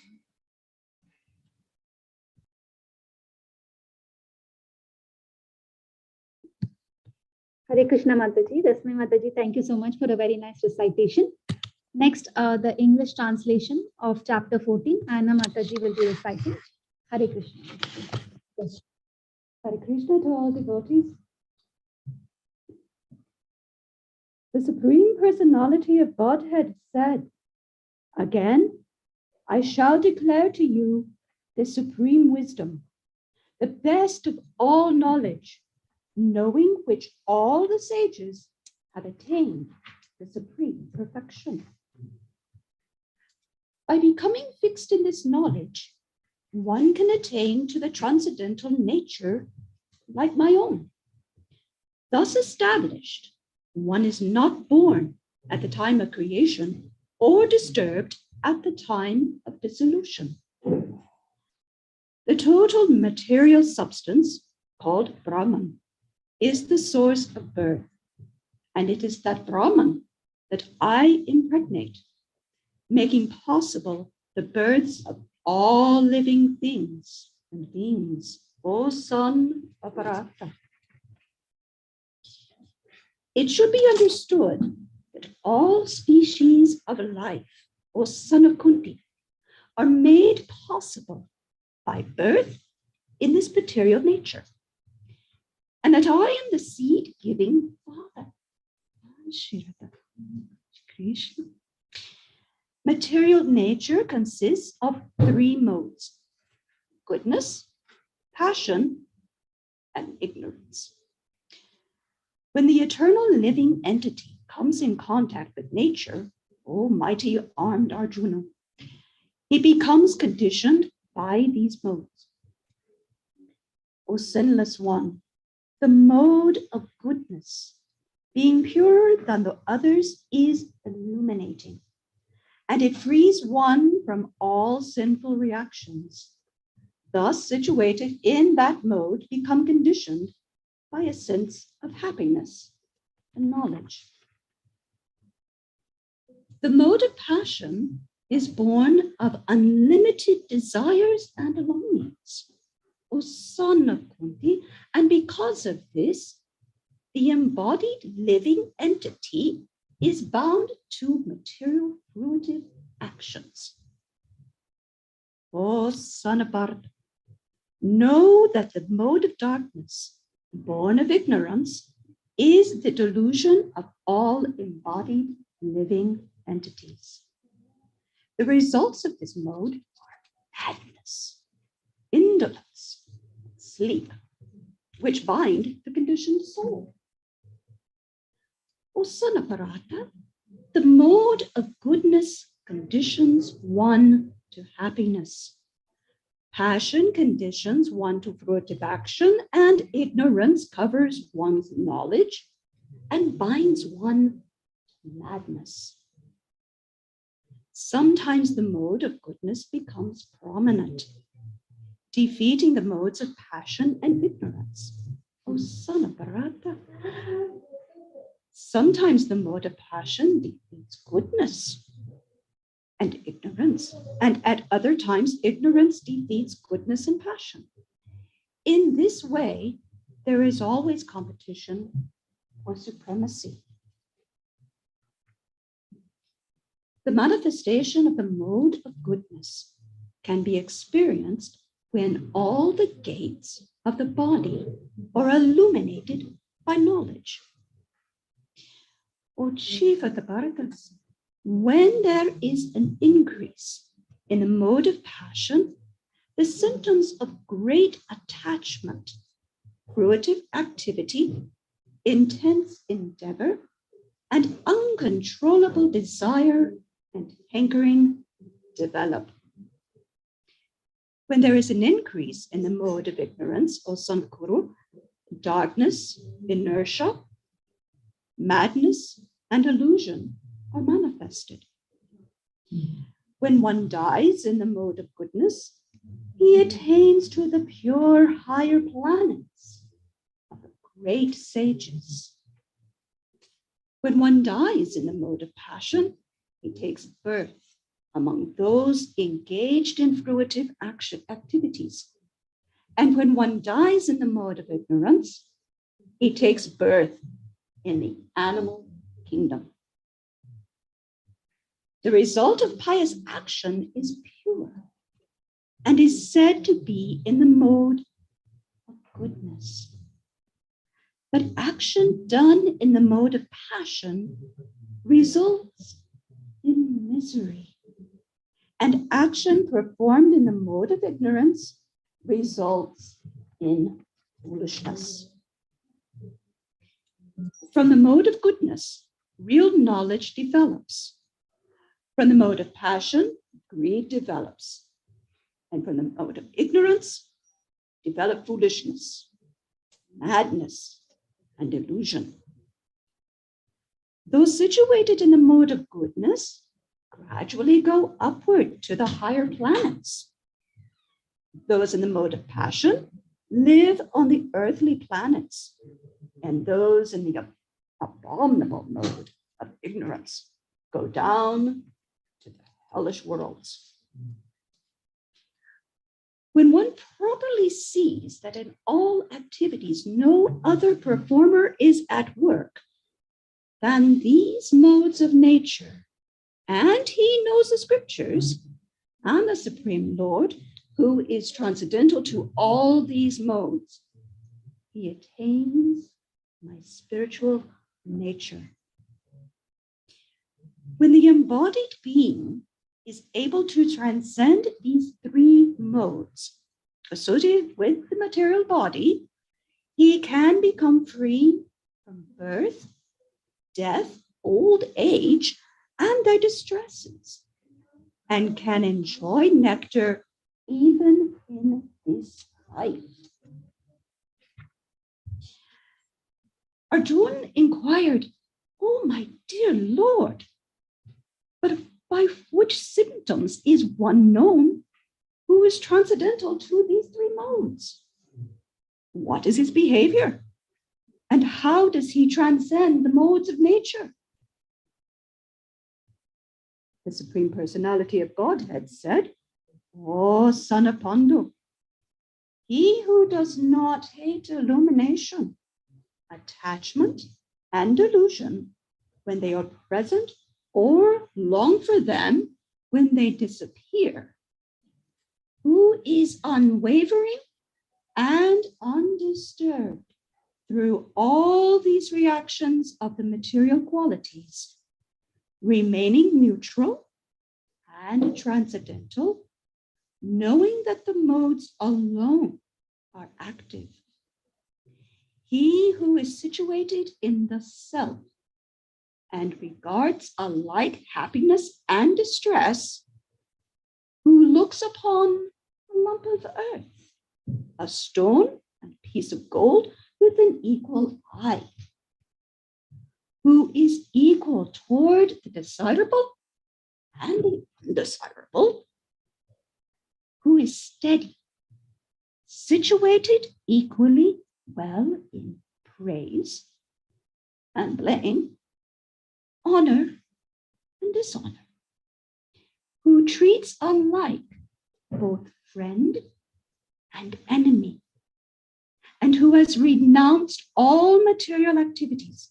Such a person is said to have transcended the modes of nature.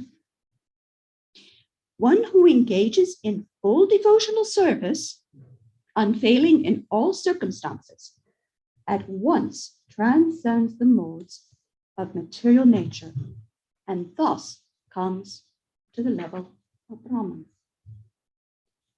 And I am the basis of the impersonal Brahman, Shri Krishna, which is immortal, imperishable, and eternal, and is the constitutional position of ultimate happiness.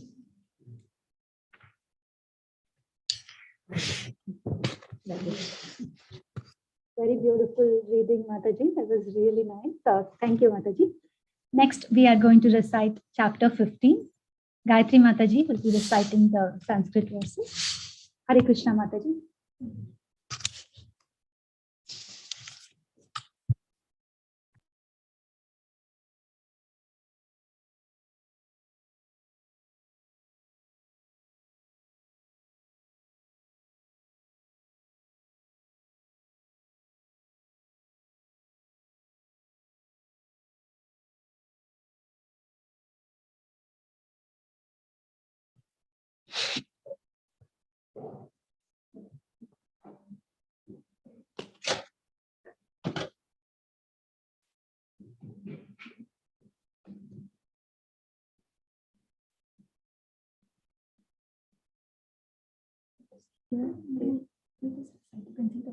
Yes, Hare Krishna devotees. Shri Purushottam Yoga Shri Bhagavan Vacha Urdhvamulam Madashakam Ashvatam Prahuravyayam Chandamsi Yasya Parnani Yastam Veda Savedadi Adashchodvam Prasrita Tasya Shaka Guna Pravritta Visaya Pravada Adascha Mulani Anusantatani Karmanubanti Manushya Narupamasyeha tato palabhyate Nanto nachade nacha sampratista Ashvattamenam suvirodhamunam Asanga shastrena tridena chitta Tatta padam tat parimargitavyam Yasmin gatana nivartanti moya Tameva chadyam purusham prapati Yata pravritti prasrita purana Nirmana moha jita sanga dosha Adhyatma nitya nivirit kama Dvandvair vimukta sukha dukha samne Gachyantya mudha padamavyayam tat Natat pasayati suryo Nashashankanu pavaka Yadgat panani vartanti तत्ताम परमं मम ममैवांशो जीवलोके जीवभूता सनातन मनःशास्त्राणि इन्द्रियाणि प्रकृतिस्थानि कर्षति शरीरं यदवाप्नोति यच्चापि उत्क्रामतीश्वर हृद्वैतानि संयाति वायुगन्धन् विमासयात् श्रोत्रं चक्षुस्पर्शनं च रसनं घ्राणमेव च अधिष्ठाय मनश्चायं विषयान् उपसेवते उत्क्रामन्त्रं स्थितं वापि भुञ्जानं बहुनावितं विमूढानानुपश्यन्ति पश्यन्ति ज्ञानचक्षुषा यतन्तो योगिनश्चैनं पश्यन्त्यात्मन्यवस्थितं यतन्तोऽपि कृतात्मानो नैनं पश्यन्त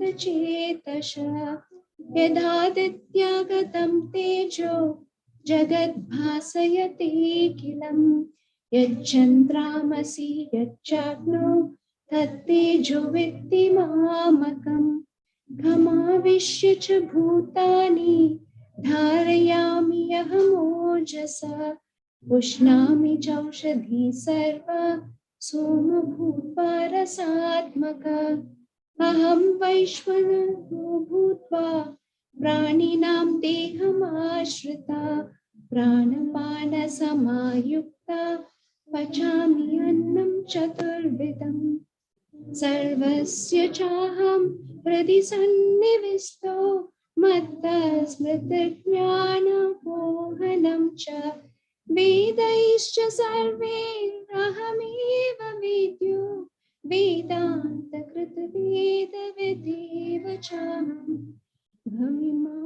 द्वाविमां पुरुषो लोके शरत्साक्षर एव च शरत् सर्वाणि भूतानि कूटस्थोऽक्षर उच्यते उत्तमस्पुरुषत्वन्य परमात्मेयुदारता यो लोकत्रयं आविश्य बिभर्तव्यय ईश्वर यस्माक्षरम् अधीतोऽहम् अक्षरात् चोत्तम अतोऽस्मि लोके वेदे च प्रतिता पुरुषोत्तम यो मामेवमसम्मूढो ज्ञानाति पुरुषोत्तमं स सर्वविद् भजति मां सर्वभावेन भारत इति गुह्यतमं शास्त्रम् इदं उक्तं मया नघ एतद् बुद्ध्वा बुद्धिमां स्यात् कृतकृत्यश्च Bharat. Hare Krishna. Thank you, Mataji. That was a very beautiful recitation. Thank you, Mataji. Now, Prasanna Prabhu will read the translation of chapter 15. Hare Krishna.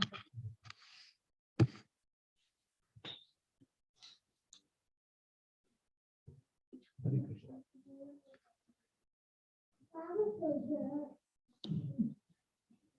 Krishna. Chapter 15, translation by Bhaktivedanta Sri Prabhupada. The Supreme Personality of Godhead said, it is said that there is an imperishable banyan tree that has its roots upwards and its branches downward, and whose leaves are the Vedic hymns. One who knows this tree is the knower of the Vedas. The branches of this tree extend downward and upward, nourished by the three modes of material nature. The twigs are the objects of the senses. This tree also has roots going down, and these are bound to the fruitive actions of human society. The real form of this tree cannot be perceived in this world.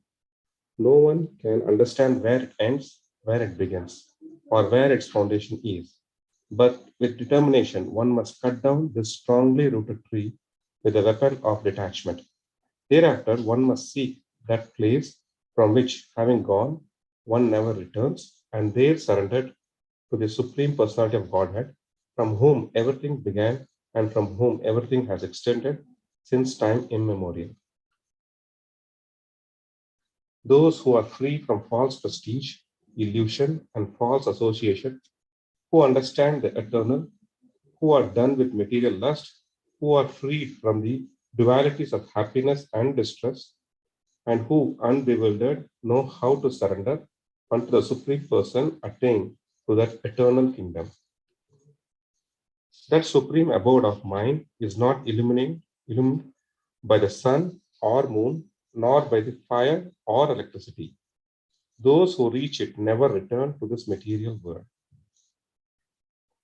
The living entities in this conditioned world are my eternal fragmental parts. Due to the conditioned life, they are struggling very hard with the six senses, which include the mind. The living entity in this material world carries his different conceptions of life from one body to another, as the air carries aromas. Thus, he takes one kind of body and again quits it to take another.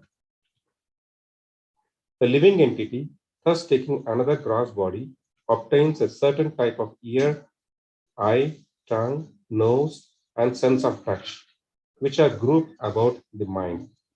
He thus enjoys a particular set of sense objects. The foolish cannot understand how a living entity can quit his body, nor can they understand what sort of body he enjoys under the spell of the modes of nature. But one whose eyes are trained in knowledge can see all this.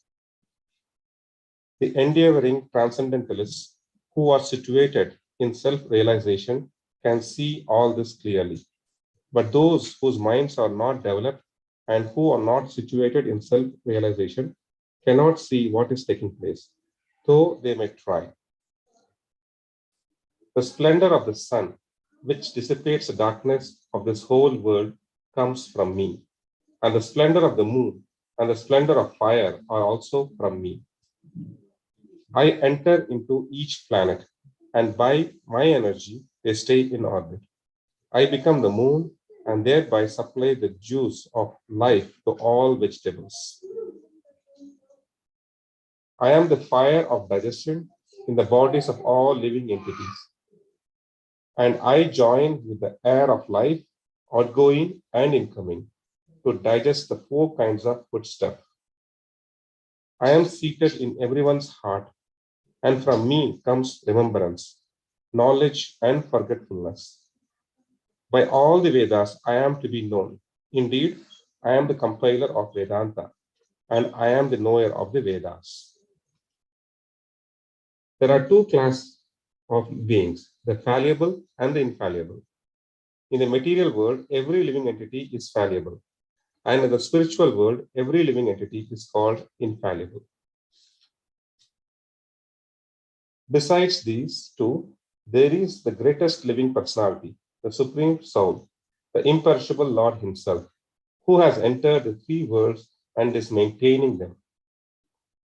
Because I am transcendental, beyond both the fallible and the infallible, and because I am the greatest, I am celebrated both in the world and in the Vedas as the Supreme Person. Whoever knows me as the Supreme Personality of Godhead, without doubting, is the knower of everything. He therefore engages himself in the full devotional service unto me, O son of Bharata. This is the most confidential part of the scriptures, O sinless one, and it is disclosed now by me. Whoever understands this will become wise, and his endeavors will know perfection. Hare Krishna. Hare Krishna, Prabhu. Thank you for the very nice reading, Prabhu. Next, we will have chapter 16. Chapter 16, Sri Devi Mataji will be reciting. Hare Krishna, Mataji.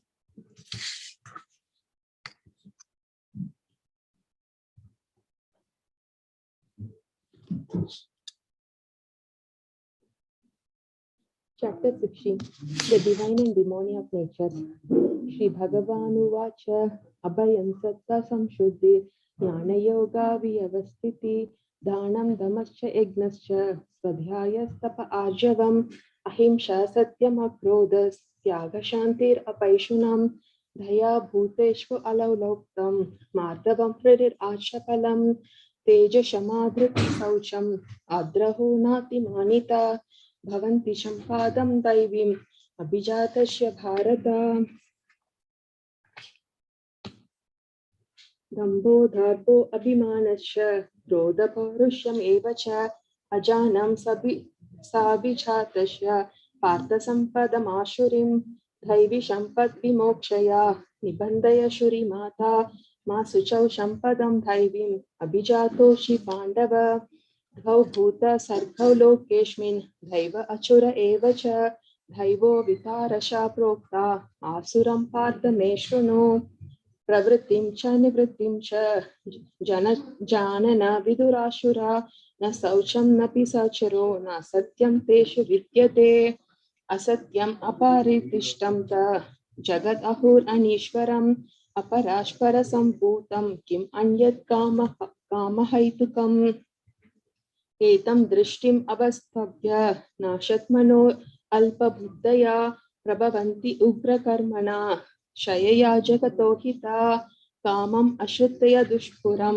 धम्बमाना मदन्विता मोहद्बृहद्वशद्ग्रहान् प्रवर्तन्ते शुचिवर्ततः चिन्तम् अपरिमेयं च प्रलयन्तम् उपाश्रिता कामपवोः परमा एतवत् इति निश्चिता आसपास सतैर्बद्धा कामक्रोधा परायणा इहन्ते कामभोगर्थम् अन्ययेनर्थसञ्चयान् इदम् अद्य मया लब्धम् इमं प्रपश्ये मनोरथम् इदम् आश्रितमपि मे भविष्यति पुनर्धनम् असौ माया हता शत्रुर्हनिष्ये च परानपि ईश्वरोऽहम् अहं भोगी सिद्धोऽहं बलवान् शुकी अद्यो अभिजानवान् अस्मि कोऽन्यो अस्ति सतर्षो मया यक्षे धर्ष्यामि मोदिष्या इति अज्ञानविमोहिता अनेकचित्तविभरन्ता मोहजला समावृता प्रशाक्तः कामभोगेषु पतन्ति नारके असचौ आत्मसम्भविता स्तब्धा धानमाना मदन्विता यजन्ते नाम यज्ञस्ते धाम्बने विधि पूर्वकम् अहङ्कारं फलं दर्पं कामं क्रोधं स संश्रिता मम आत्मपरादेहेषु प्रद्विषन्तो हव्यशूयका तन्नहं द्विष्वा क्रूरान् संशरेषु नराधमान् क्षिपामि अजरम् अशुभान् असुरिष् एव योनिषु आसुरीं योनिमपन्ना मूढजन्मनि जन्मनि मम अपरैप्य कौन्तेय ततो यन्ति अधमं गतिं त्रिविधं नरक्षेत्रयं भरं न शनम् आत्मना कामक्रोधस्तथा लोभस्तस्मादेदं त्रयं त्यजेत् एतैर्विमुक्त कौन्तेय तमोद्वैरस्त्रिभिर्नरा आचरति आत्मनः श्रेयस्ततो यति परं गतिं यशास्त्राभिधिम् उत्कृष्य वर्तते कामकर्तः न स सिद्धिम् अवाप्नोति न सुखं न परं गतिम् तस्मात् शास्त्रं प्रमाणं ते कार्यकार्यव्यवस्थितौ ज्ञात्वा शास्त्रविधानोकं कर्म कर्तुम् इहर्षि. Thank you. Hare Krishna. Krishna Mataji, very nice recitation. Next, Chaitanya will read the translation of chapter 16. Hare Krishna, Chaitanya.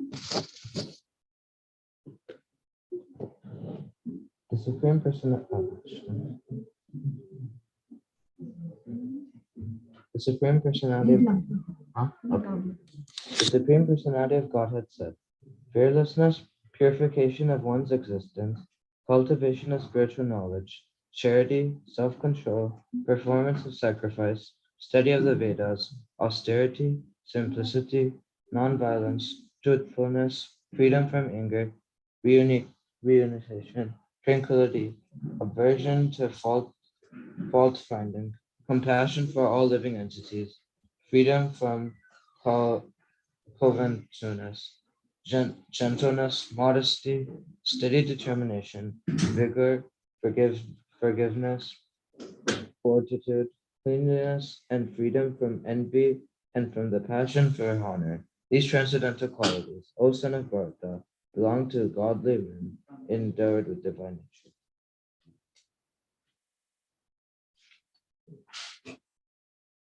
The transcendental quality, pride, arrogance, conceit, anger, harshness, and ignorance. These qualities belong to those of demoniac nature, O son of Pritha. The transcendental qualities are conducted to liberation, whereas the demoniac qualities make for bondage. Do not worry, O son of Pandu, for you are born with the divine qualities. O son of Pritha, in this world there are two kinds of created beings. One is called the divine, and the other demoniac. I have already explained to you at length the divine qualities. Now hear from me the demoniac. Those who are demoniac do not know what is to be done and what is not to be done. Neither cleanliness nor proper behavior nor truth is found in them. They say that this world is unreal, with no foundation, no God in control. They say it is produced of sex desire and has no cause other than lust. Following such conclusions, the demoniac who are lost to themselves and who have no intelligence engage in unbeneficial, horrible works meant to destroy the world. Taking shelter of insatiable lusts and absorbed in the conceit of pride and false prestige, the demoniac thus illusioned are always sworn to unclean work, attracted by the impairment. They believe that to gratify the senses is the prime necessity of a human civilization. Thus, until the end of life, and their anxiety is immeasurable. Bound by a network of hundreds of thousands of desires and absorbed in lust and anger, they secure money by illegal means for sense gratification. The demoniac person thinks, so much wealth do I have today, and I will gain more according to my schemes. So much is mine now, and it will increase in the future, more and more. He's my enemy, and I have killed him, and my other enemies will also be killed. I am the Lord of everything. I am the enjoyer. I am perfect, powerful, and happy. I'm the richest man surrounded by aristocratic relatives. There is none so powerful and happy as I am. I shall perform sacrifices. I shall give some charity, and thus I shall rejoice. In this way, such persons are deluded by ignorance. Thus, perplexed by various anxieties and bound by a network of illusions, they become too strongly attached to sense enjoyment and fall down into hell. Self-compassionate and always impudent, deluded by wealth and false prestige, they sometimes proudly perform sacrifices in name only, without following any rules or regulations. Bewildered by false ego, strength, pride, lust, and anger, the demons become envious of the Supreme Personality of Godhead, who is situated in their own bodies and in the bodies of others, and blaspheme against the real religion. Those who are envious and mischievous, who are the lowest among men, are perpetually cast into the ocean of material existence, into various demoniac species of life.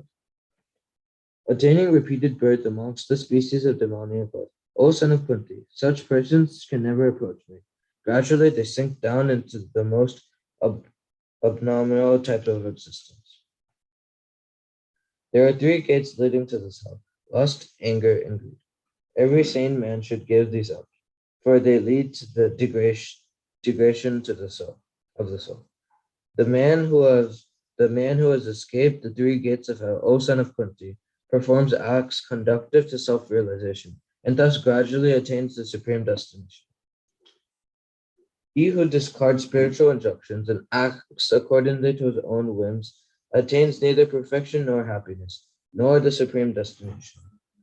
One should therefore understand what is duty and what is not duty by the regulations of the scriptures. Knowing such rules and regulations, one should act so that he may gradually be elevated. Hare Krishna Chaitanya. It was a very nice reading of chapter 16. Now we're starting chapter 17. Shweta Mataji will be reciting the Sanskrit verses of chapter 17. Hare Krishna Mataji. Hare Krishna Mataji. अथ सप्तदशोऽध्याय श्रद्धातय विभागयोगः। अर्जुन उवाच ये शास्त्रविधिमुत्सृज्य यजन्ते श्रद्धयान्विताः तेषां निष्ठा तु का Krishna सत्त्वमाहोरजस्तमः।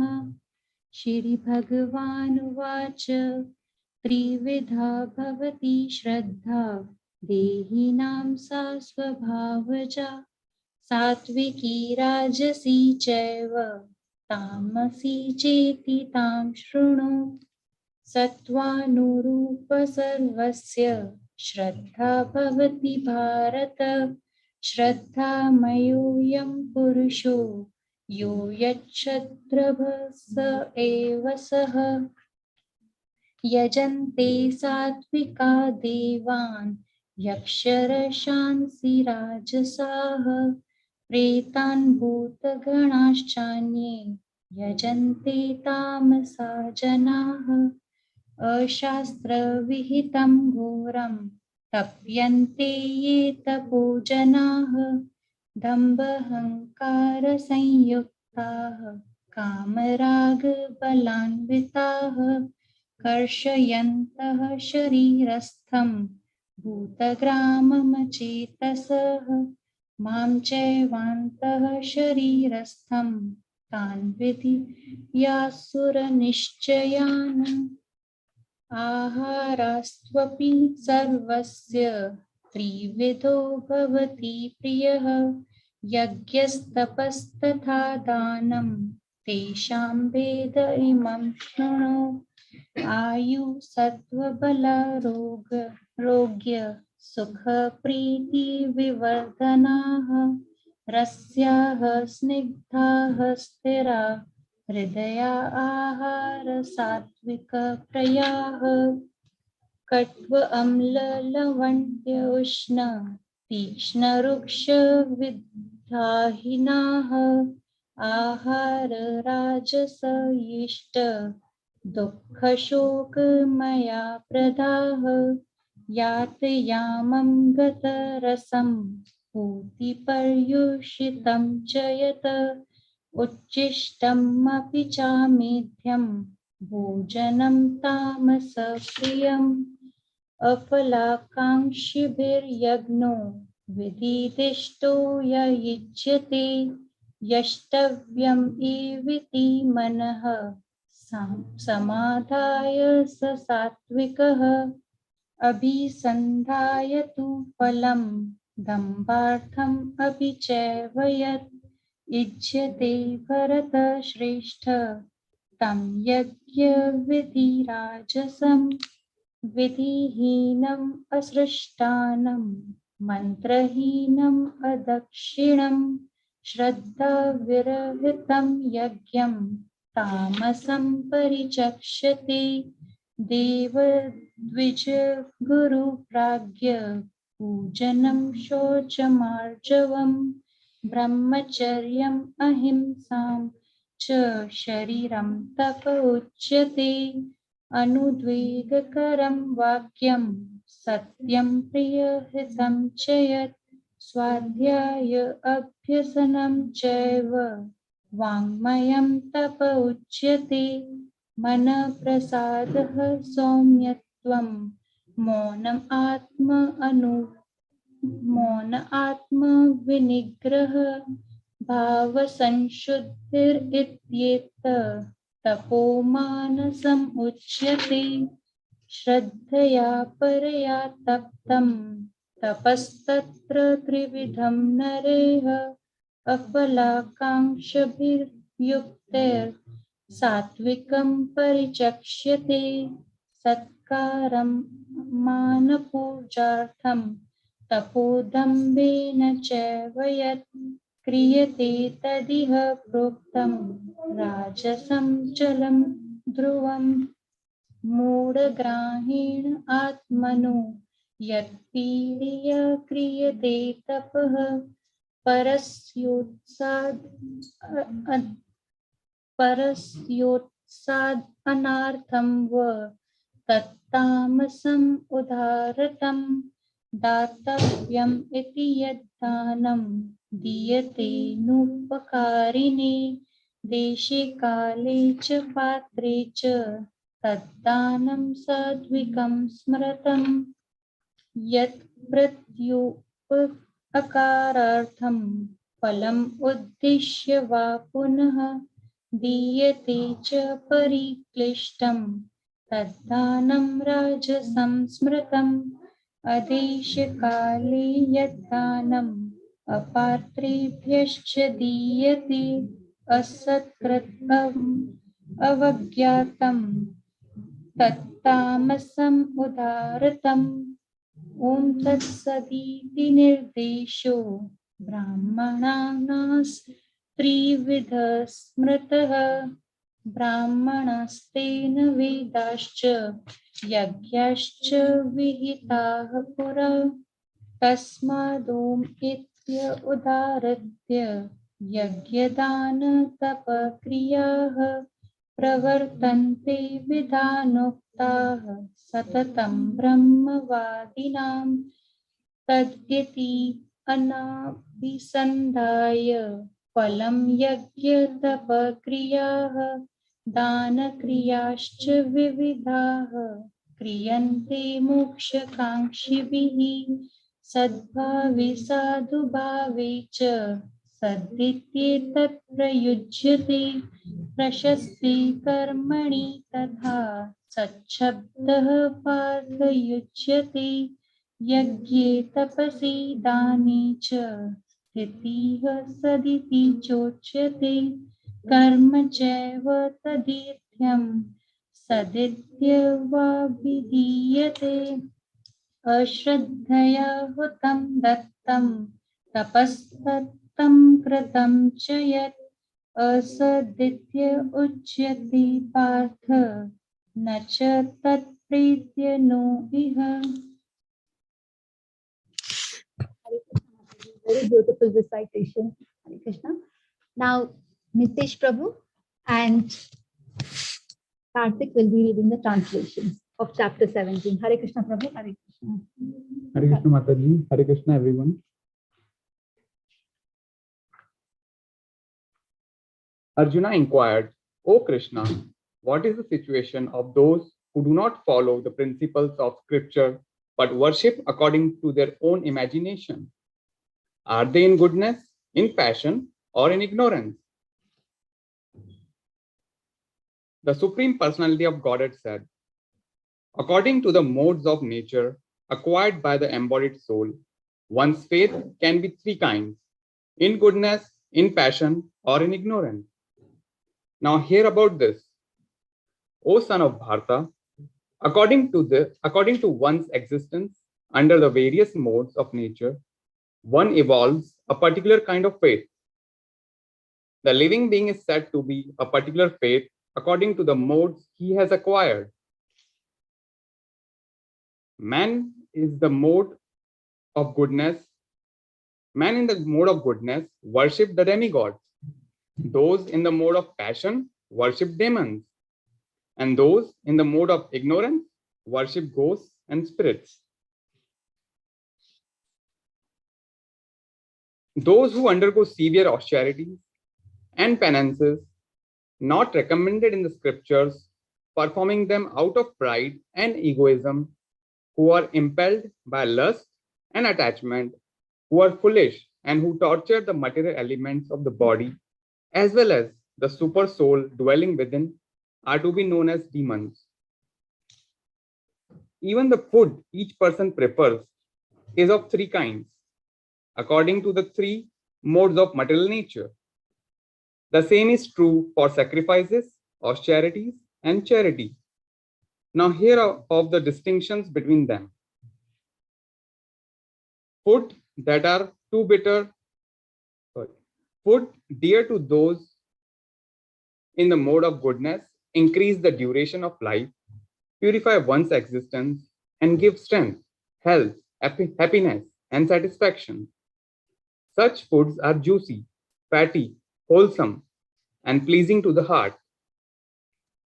Food that are too bitter, too sour, salty, hot, pungent, dry, and burning are dear to those in the mode of passion. Such foods cause distress, misery, and disease. Food prepared more than 3 hours before being eaten, food that is tasteless, decomposed, and putrid, and food consists of remnants and untouchable things, is dear to those in the mode of darkness. Of sacrifices, the sacrifice performed according to the directions of Scripture as a matter of duty by those who desire no reward is of the nature of goodness. But the sacrifice performed for some material benefit or for the sake of pride, O chief of Bhartas, you should know to be in the mode of passion. Any sacrifice performed without regard for the directions of Scripture, without distribution of prasadam, without chanting of Vedic hymns and the remunerations to the priests, and without faith, is considered to be in the mode of ignorance. Austerities of the body consist in the worship of the Supreme Lord. The Brahmins, the spiritual masters, and superior like the father and mother, and in cleanliness, simplicity, celibacy, and non-violence.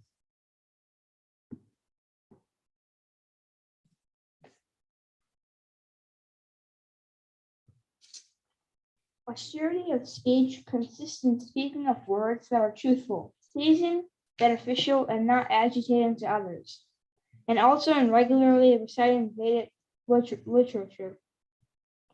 In satisfaction, simplicity, gravity, self-control, and purification of one's existence are the austerities of the mind. This threefold austerity, performed with transcendental faith by men, not expecting material benefits, but engaged only for the sake of the Supreme, is called austerity and goodness. Penance performed out of pride and for the sake of gaining respect, honor, and worship is said to be in the mode of passion. It is neither stable nor permanent. Penance performed out of foolishness, with self-torture or to destroy or injure others, is said to be in the mode of ignorance. Charity given out of duty, without expectation of return, at the proper time and place, and to a worthy person, is considered to be in the mode of goodness. But charity performed when with the expectation of return, or with the desire of fruitive results, or in a grudging mood, is said to be charity in the mode of passion.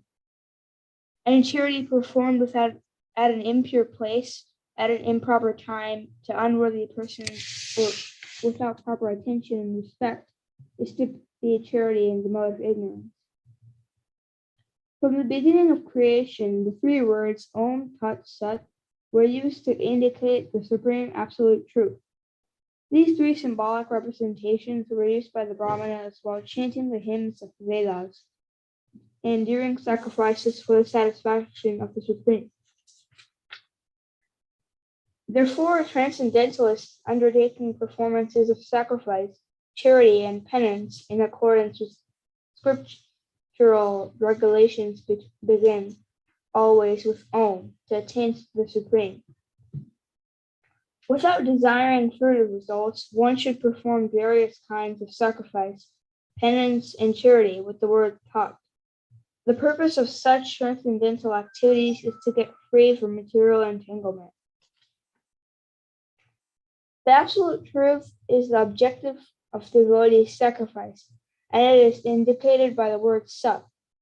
The performer of such sacrifice is also called Sat, as are all works of sacrifice, penance, and charity, which, true to the absolute nature, are performed to please the Supreme Person, O son of Pritha. Anything done as sacrifice, charity, or penance, without faith in the Supreme, O son of Pritha, is impermanent. It is called asat and is useless, both in this life and the next. Hare Krishna Prabhu, Hare Krishna Tat. Next, we have starting with chapter 18. Samanvita will be reciting the verses from 1 to 26. Hare Krishna, Samanvita. Krishna Mataji. Arjuna Uvacha Sanyasasya Mahabaho Tattvamicchami Veditum Tyagasya Charishikesha Ritakeshirishudana Shri Bhagavanuvacha Kamyanam Karmanam Nyasam Sanyasam Kavayo Viduhu Sarvakarma Phalatyagam Rahustyagam Vichakshanaha Tyajyam Doshavariteke Karma Prahurmanishinaha Yagyadhana Tapak Karma Natyajyamiti Chapare Nishchayam Shunu Me Tatra त्यागे भरत सत्तमा त्यागो हि पुरुषा व्याघ्र त्रिविधा च कीर्तिताः यज्ञदान तपः कर्म न त्याज्यं कार्यमेव तत् यज्ञोदानं तपश्चैव पावनानि मनीषिणम् एतान्यपि तु कर्माणि सङ्गं त्यक्त्वा फलानि च कर्तव्यानीति मे पार्थ निश्चितं मतमुत्तमं नियतस्य तु सन्न्यासः कर्मणो नोपपद्यते मोहात् तस्य परित्यागः तामसा परिकीर्तिताः दुःखमित्येव यत्कर्म कायक्लेशभयात् त्यजेत् स कृत्वा राजसं त्यागं नैव त्यागफलं लभेत् कार्यमित्येव यत्कर्म नियतं क्रियते अर्जुन सङ्गं त्यक्त्वा फलं चैव सत्यागसात्विको मतः न द्वेष्य कुशलं कर्म कुशलेनानुसज्जते सा त्यागी सत्त्वसमाविष्टः मेधावे छिन्न संशयः न हि देहवृता शक्यं त्यक्तुं कर्माण्यशेषतः यस्तु कर्मफलत्यागी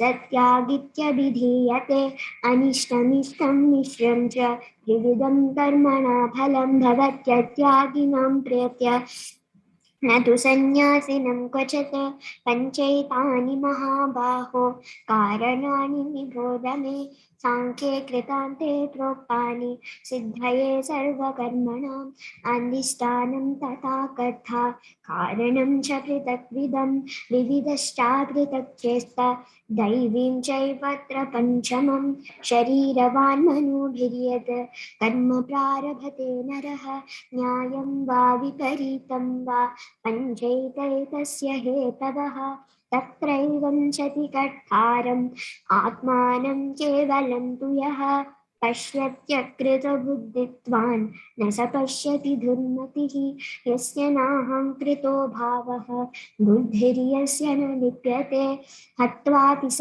इमान् लोकान् न हन्ति न निबध्यते ज्ञानं ज्ञेयं परिज्ञाता त्रिविधा कर्म चोदन करणं कर्म कर्तेति त्रिविधा कर्म संग्रहः ज्ञानं कर्म च कर्ता च त्रिदैव गुणभेदतः प्रोच्यते गुणसंख्याते यतावत् शृणुतान्यपि सर्वभूतेषु येनैकं भावमव्ययमीक्षते अविभक्तं विभक्तेषु तज्ज्ञानं विद्धि सात्विकं पृथक्त्वेन तु यज्ञानं नानाभावान् पृथक्विदान् वेत्ति सर्वेषु भूतेषु तज्ज्ञानं विद्धि राजसं यत्तु कृष्णवदेकस्मिन् कार्ये सक्तमहैतुकम् अतत्वदल्पं च तत्तामसमुदाहृतं नियतं सङ्गरहितं अरगाद्वेषतकृतम् अफलात् प्रेम्स्पुना कर्म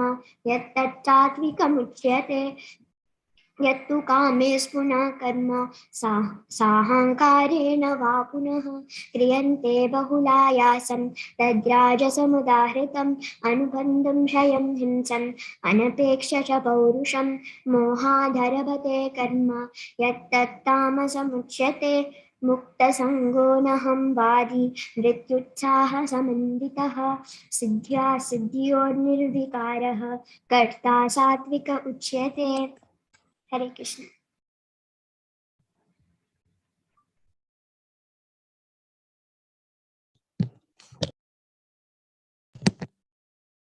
Hare Krishna, Samanvita. That was very beautiful recitation. Thank you. Now Prachi Mataji will recite from 27 to 53. Hare Krishna, Prachi Mataji. Hare Krishna. रागी कर्म फले प्रेप्सुर लुप्तो हिंसात्मको शुचिः हर्ष शोकान्विता कर्ता राजसा परिकीर्तिता अयुक्ता प्राकृता स्तब्धा शठो नैष्कृतिको लता विषादी दीर्घसूत्री च कर्ता तामस उच्यते बुद्धेर्भेदं दितश्चैव गुणत् स्त्रिविधं शृणु प्रोच्यमानशेषेण पृथक्त्वेन धनञ्जय प्रवृत्तिं च निवृत्तिं च कार्यकार्ये भयाभये बन्धं मोक्षं च या वेत्ति बुद्धि सा पार्थ सात्विकी यया धर्मम् अधर्मं च कार्यमेव च अयथावत् प्रजानाति बुद्धि सा पार्थ राजसी अधर्मं धर्ममिति या मन्यते तमसावृता सर्वार्थान् विपरीतांश्च बुद्धि सा पार्थ तामसी वृत्त्या यया धार्यते मनः प्राणेन्द्रिय क्रियाः योगेनाव्यभिचारिण्या धृति सा पार्थ सात्विकी यया तु धर्म कामार्थं वृत्त्या धार्यते अर्जुन प्रसंगेन फलाकांक्षी धृति सा पार्थ राजसी यया स्वप्नं भयं शोकं विषादं मदमेव च न विमुञ्चति दुर्मेधा धृति सा पार्थ तामसी सुखं त्विदानीं त्रिविधं शृणु मे भरतर्षभ अभ्यासाद्रमते यत्र दुःखान्तं च निगच्छति यत् अग्रे विषमेव परिणामे अमृतोपमं तत्सुखं सात्विकं प्रोक्तम् आत्मबुद्धि प्रसादजं विषेन्द्रिय संयोगाद्य तद् अग्रे अमृतोपमं परिणामे विषमेव तत्सुखं राजसं संवृतं यद् अग्रे चानुबन्धे च सुखं मोहनम् आत्मना निद्रा आलस्य प्रमोदत्थं तत्तासं समुदाहृतं न तदस्ति पृथिव्यां वा दिवि देवेषु वा पुनः सत्वं प्रकृतिर्जयमुक्तं यदेभिः स्यात्ति त्रिभिर्गुणः ब्राह्मण क्षत्रिय विंशाम शूद्राणां च परन्तप कर्माणि प्रविभक्तानि स्वभाव प्रभवैर्गुणः शमो दमस्तपः शौचं शान्तिर्राजस्वमेव च ज्ञानं विज्ञानम् अस्तिक्यं ब्रह्म कर्म स्वभावजं शौर्यं तेजो धृति द्राक्ष्यं युद्धे चाप्यपलायनं दानम् ईश्वर भावश्च शास्त्रं कर्म स्वभावजं कृषि गोरक्ष्य वाणिज्यं वैश्य कर्म स्वभावजं परिचर्यात्मकं कर्म शूद्रस्यापि स्वभावजं स्वे स्वे कर्मण्यभिरतः संसिद्धिं लभते नरः स्वकर्म निरतः सिद्धिं यथा विन्दति तच्छृणु यतु प्रवृत्तिर्भूतानां येन सर्वमिदं ततं स्वकर्मणा तं भैश्चर्य सिद्धिं विन्दति मानवः श्रेयान् स्वधर्मो विगुणा परधर्मात् स्वनुतिष्ठात् स्वभावनियतं कर्म कुर्वन्नाप्नोति किल्बिषम् सहजं कर्म कौन्तेय सदोषमपि न त्यजेत सर्वारम्भ हि दोषेण धूमेन अग्निरिवावृतः असक्त बुद्धिः सर्वत्र जितात्मा विगतस्पृहः नैष्कर्म्य सिद्धिं परमां संन्यासेनाधिगच्छति सिद्धिं प्राप्तो यथा ब्रह्म तथाप्नोति निबोध मे समासेनैव कौन्तेय निष्ठा ज्ञानस्य या परा बुद्धया विशुद्धया युक्तो धृत्यात्मनां नियमे च शब्दादीनि विषयांस्त्यक्त्वा रागद्वेषो व्युद्यस्य च विविक्सेवि लघ्वाशी यद्वाक्याज्ञा मानसः ध्यान योग परो नित्यं वैराग्यं समुपाश्रितः अहंकारं बलं दर्पं कामं क्रोधं परिग्रहं विमुच्य निर्ममः शांतो ब्रह्म भूयाय कल्पते. Hare Krishna.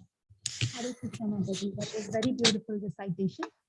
Next, we have Nitya Kishori Mataji. Mataji will be reciting the remaining verses. Hare Krishna Mataji. Hare Krishna.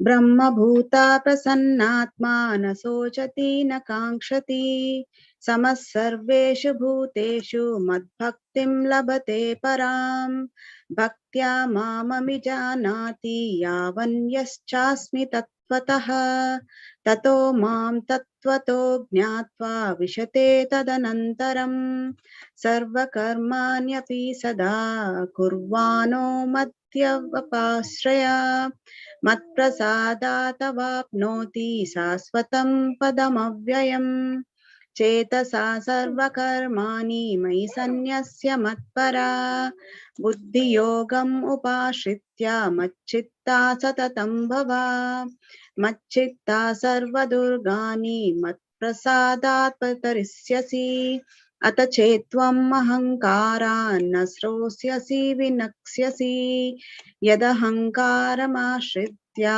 न योत्स्य इति मन्यसे मिथ्यै स व्यवसायस्ते प्रकृतिस्त्वां नियोक्ष्यति स्वभावजेन कौन्तेय निबद्धा स्वेन कर्मणा कर्तुं नेच्छसि यन्मोहात् करिष्यत्यवसोऽपितत् ईश्वरा सर्वभूतानां हृदेशेऽर्जुन तिष्ठति भ्रामयन् सर्वभूतानि यन्त्रारूढानि मायया तमेव शरणं गच्छ सर्वभावेन भारत तत्प्रसादात् परां शान्तिं स्थानं प्राप्स्यसि शाश्वतम् इति ते ज्ञानमाख्यातं गुह्यात् गुह्यतरं मया विमृश्यैतद् अशेषेण यच्चेच्छसि तथा कुरु सर्वगुह्यतमं भूया शृणु मे परमं वच इष्टोऽसि मे धृतम् इति ततो वक्ष्यामि हेतितम् मन्मना भव मद्भक्तो मद्याजी मां नमस्कुरु मामे वैश्यसि सत्यं ते प्रतिजाने प्रियोऽसि मे सर्वधर्मान् परित्यज्य मामेकं शरणं व्रज अहं त्वां सर्वपापेभ्यो मोक्षयिष्यामि मा शुचा इदं ते नातपस्काय न भक्त्याय कदाचन न चाशुश्रूषवे वाच्यं न च मां योऽभ्यसूयति यैदं परमं गुह्यं मद्भक्त्वभिधास्यति भक्तिं मयि परां कृत्वा मामे वैष्यत्य संशया न च तस्मान् मनुष्येषु कश्चिन्मे प्रियकृत्तमा भविता न च मे तस्मात् अन्यप्रियतरो भुवि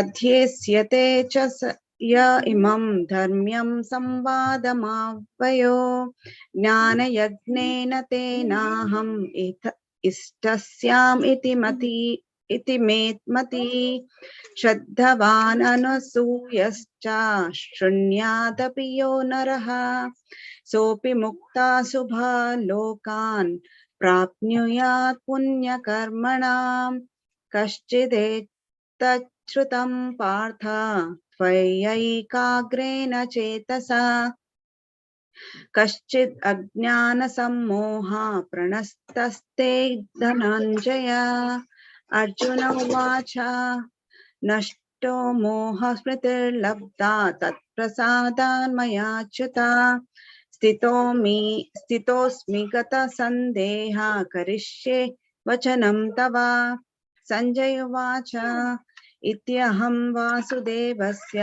पार्थस्य च महात्मना संवादम् इमम् अश्रौसम् अद्भुतं रोमहर्षणं व्यासप्रसादात् श्रुतवान् एतद् गुह्यम् अहं परम् योगं योगेश्वरात् कृष्णात् साक्षात् कथयथ स्वयं राजन् समसृत्य संवादम् इममद्भुतम् केशवार्जुनयो पुण्यं हृषयामि च मुहुर्मुहुः तच्च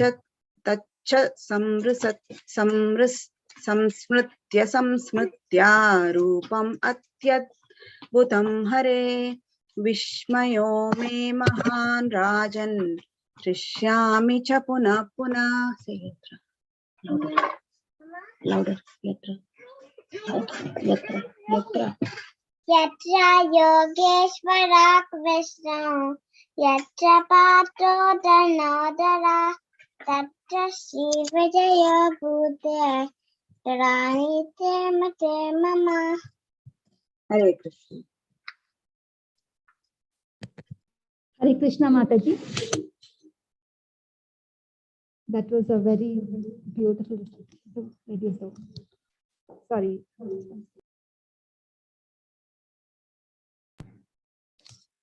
Hare Krishna Mataji. That was a very nice recitation, very beautiful. And it was very cute. Vibhavari recited the last verse of Bhagavad Gita, chapter 18. So very nice. Thank you. Next, we will read the chapter 18 translations. First, we have Samanvita. Hare Krishna Samanvita. Samanvita will be reading from 1 to 26.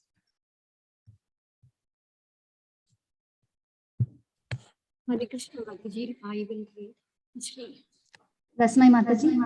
Yeah, Mataji, I'm reading it. Arjuna said, O mighty armed one, I wish to understand the purpose of renunciation, Tyaga, and of the renounced order of life, Sannyasa, O killer of the Keshi demon, the master of the senses. The Supreme Personality of Godhead said, the giving up of activities that are based on the material desire is what great learned men call all the renounced order of life, sannyasa, and giving up the results of all activities, what the wise call renunciation, tyaga. Some learned men declare that all kinds of fruitive activities should be given up as faulty. Yet other sages maintain that the acts of sacrifice, charity, and penance should never be abandoned. O best of Bharatas, now hear my judgment about renunciation. O tiger among men, renunciation is declared in the scriptures to be of three kinds. The acts of sacrifice, charity, and penance are not to be given up. They must be performed. Indeed, sacrifice, charity, and penance purify even the great souls. All these activities should be performed without attachment of any expectation of result. They should be performed as a matter of duty, O son of Pritha. That is my final opinion. Prescribed duties should never be renounced. If one gives up his prescribed duties because of illusion, thus renunciation is said to be in the mode of ignorance. Anyone who gives up prescribed duties as troublesome or out of fear of bodily discomfort is said to have renounced in the mode of passion. Such action never leads to the elevation of renunciation. O Arjuna, when one performs his prescribed duty only because it ought to be done, and renounces all material association and all attachments to the fruit, his renunciation is said to be in the mode of goodness. The intelligent renouncer situated in the mode of goodness, neither hateful of inauspicious work nor attached to auspicious work, has no doubt about work. It is indeed impossible for an embodied being to give up all activities, but he who renounces the fruits of action is called one who has truly renounced. For one who is not renounced, the threefold fruits of action, desirable, undesirable, and mixed, occur after death. But those who are in the renounced order of life have no such result to suffer or enjoy. O mighty armed Arjuna, according to the Vedanta, there are 5 causes for the accomplishment of all action. Now, learn these from me. The place of action, the body, the performer, the various senses, the many different kinds of endeavor, and the ultimately the supersoul. These are the 5 factors of action. Whatever right or wrong an action a man performs by body, mind, or speech is caused by these 5 factors. Therefore, one who thinks himself only the doer, not considering the 5 factors, is certainly not very intelligent and cannot see things as they are.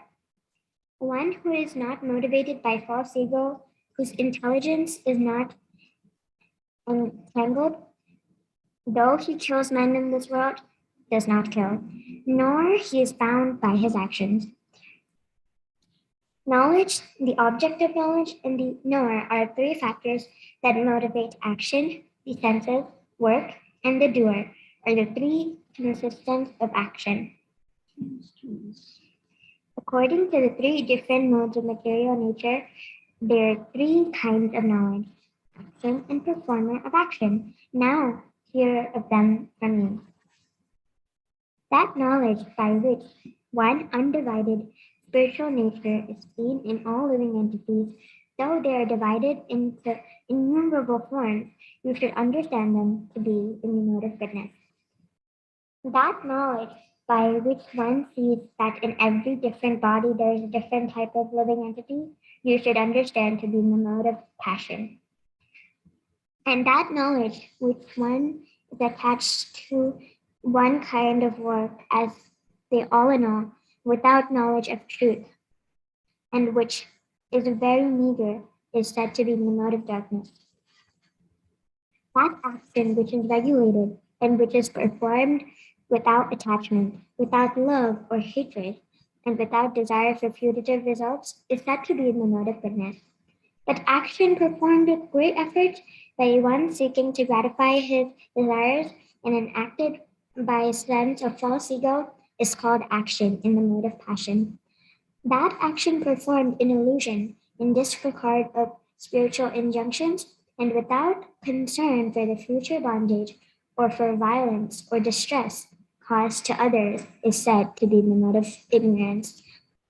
One who performs his duty without association with the modes of material nature, without false ego, with great determination and enthusiasm, and without wavering in success or failure, is said to be a worker in the mode of goodness. Hare Krishna.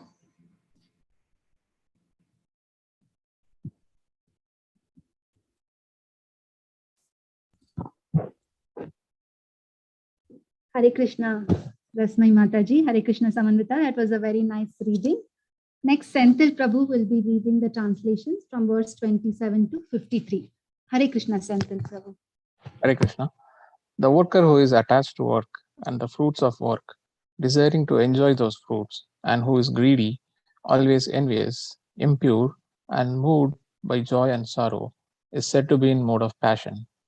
The worker who is always engaged in work against the injunctions of the scripture, who is materialistic, obstinate, cheating, and expert in insulting others, and who is lazy, always morose, and procrastinating, is said to be a worker in the mode of ignorance. O winner of wealth, now please listen as I tell you in detail of the different kinds of understanding and determination, according to the 3 modes of material nature.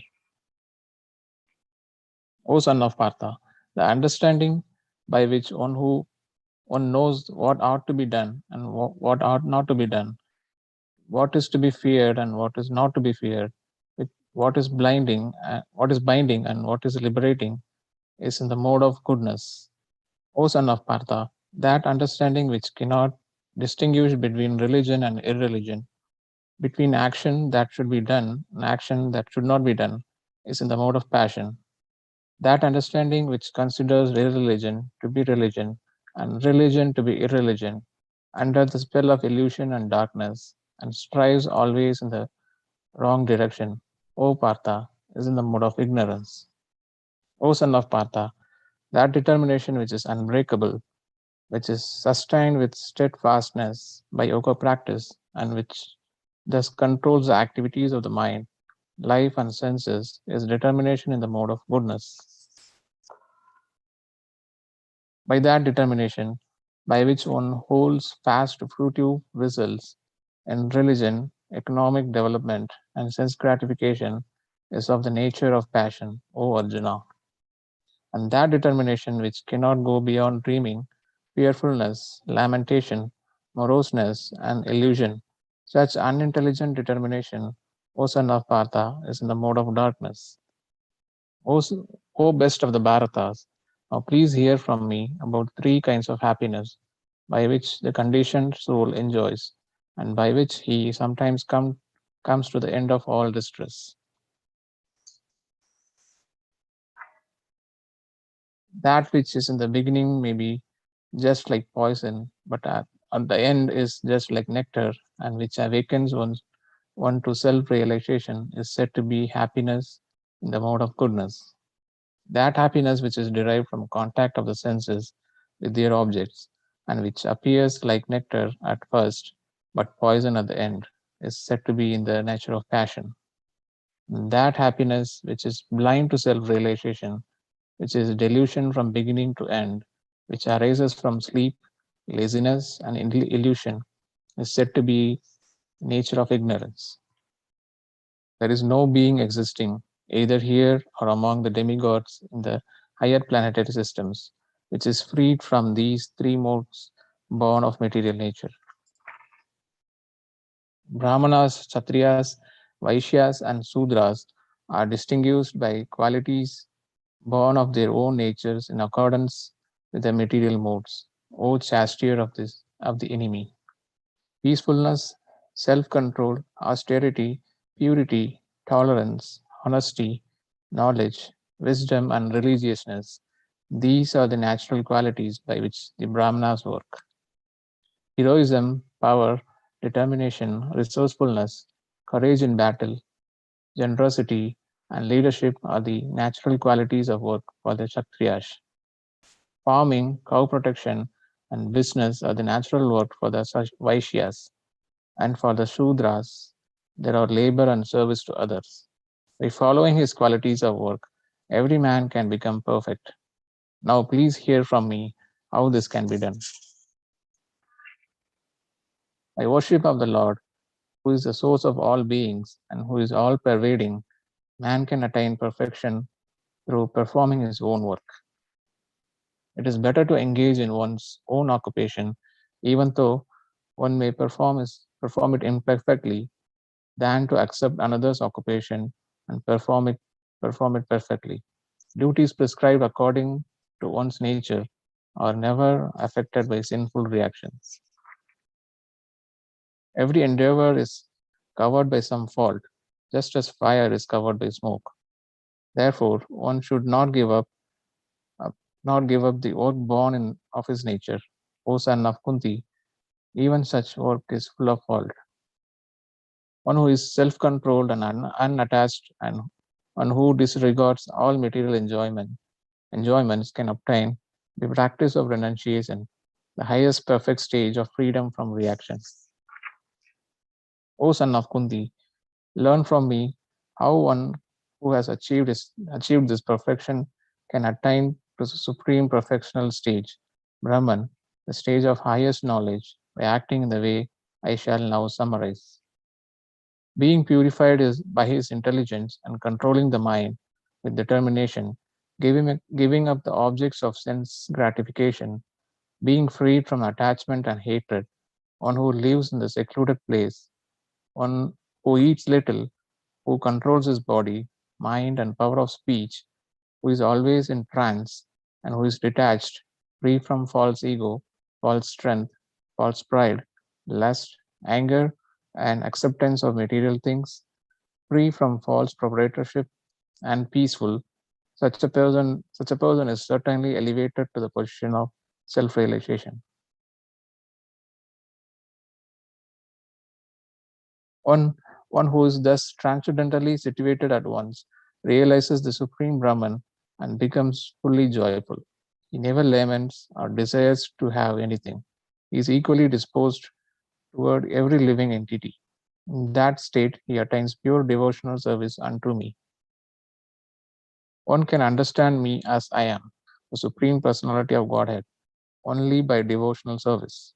And when one is in full consciousness of me by such devotion, he can enter into the kingdom of God.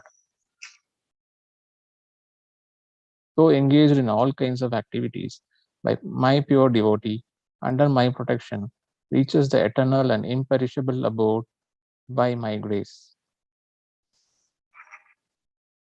In all activities, just depend upon me, work always under my protection. In such devotional service, be fully conscious of me. If you become conscious of me, you will pass over all the obstacles of conditioned life by my grace.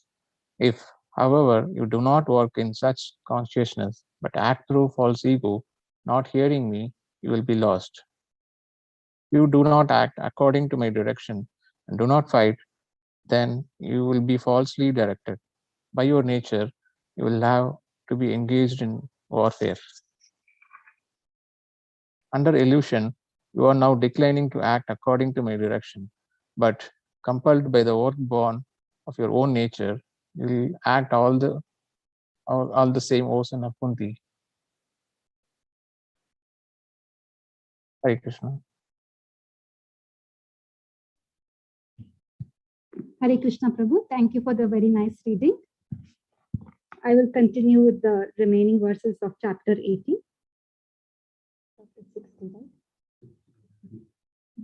Text 61. The Supreme Lord is situated in everyone's heart, O Arjuna, and is directing the wanderings of all living entities who are seated as on a machine made of the material energy. O scion of Bharata, surrender unto him utterly. By his grace, you will attain transcendental peace and the supreme and eternal abode. Thus, I have explained to you knowledge still more confidential. Deliberate on this fully and then do what you wish to do. Because you are my very dear friend, I am speaking to you my supreme instruction, the most confidential knowledge of all. Hear this from me, for it is for your benefit. Always think of me, become my devotee, worship me, and offer your homage unto me. Thus, you will come to me without fail. I promise you this because you are my very dear friend. Abandon all varieties of religion and just surrender unto me. I shall deliver you from all sinful reactions. Do not fear. This confidential knowledge may never be explained to those who are not austere or devoted or engaged in devotional service, nor to one who is envious of me. For one who explains the supreme secret to the devotees, pure devotional service is guaranteed, and at the end, he will come back to me. There is no servant in this world more dear to me than he, nor will there ever be one more dear. And I declare that he who studies this sacred conversation of ours worships me by his intelligence, and who listens with faith and without envy becomes free from sinful reactions and attains to the auspicious planets where the pious dwell. O son of Bharata, O conqueror of wealth, have you heard this with an attentive mind? And are your ignorance and illusions now dispelled? Arjuna said, My dear Krishna, O infallible one, my illusion is now gone. I have regained my memory by your mercy. I am now firm and free from doubt, and I'm prepared to act according to your instructions. Sanjaya said, Thus have I heard the conversation of two great souls, Krishna and Arjuna. And so wonderful is that the message that my hair is standing on end. By the mercy of Vyasa, I have heard these most confidential talks directly from the master of all mysticism, Krishna, who was speaking personally to Arjuna. O king, as I repeatedly recall this wondrous and holy dialogue between Krishna and Arjuna, I take pleasure being thrilled at every moment. O King, as I remember the wonderful form of Lord Krishna, I am struck with wonder more and more, and I rejoice again and again. Wherever there is Krishna, the master of all mystics, and wherever there is Arjuna, the supreme archer, there will also certainly be opulence, victory, extraordinary power, and mortality. That is my opinion. Morality. That is my opinion. Srimad Bhagavad Gita ki jai. Hare Krishna. Thank you, devotees, for joining for the Gita Jayanti celebrations. It is extremely auspicious that we got to recite the entire Bhagavad Gita from morning. We finished the whole 700 verses and the English translation. It's such an auspicious occasion. I thank you all from my heart. And I would also like to thank all the devotees who have done various services to make this event happen, right? From the cooking prasadam team, the packing team, distribution team, and the cleaning team, the logistic teams, the garland making team, and the deities decoration team. So it's been tremendous effort by all of the devotees. And how can I forget all the devotees who signed up today, recited. We did go ahead of the schedule, but all the devotees were right there, reciting so beautifully. And it is such a blissful for us to be here and be reciting all together in front of our dear lordships. I thank Satyasara Prabhu and Jai Subhadra Mataji for giving us all this opportunity. I thank all the devotees for coming to the temple and coming online and reciting. With that, we will conclude our Gita Jayanti celebration today. Hare Krishna. Gita Jayanti Mahotsav ki jai. Bhagavad Gita ki jai. Srila Prabhupada ki jai. God Nitai. Hari Hari Hari Bol. Bol. Hare Hare Krishna. Krishna, devotees. Devotees, we will conclude the program today here. See you all tomorrow in the Sunday feast program. Hare Krishna. Hare Krishna.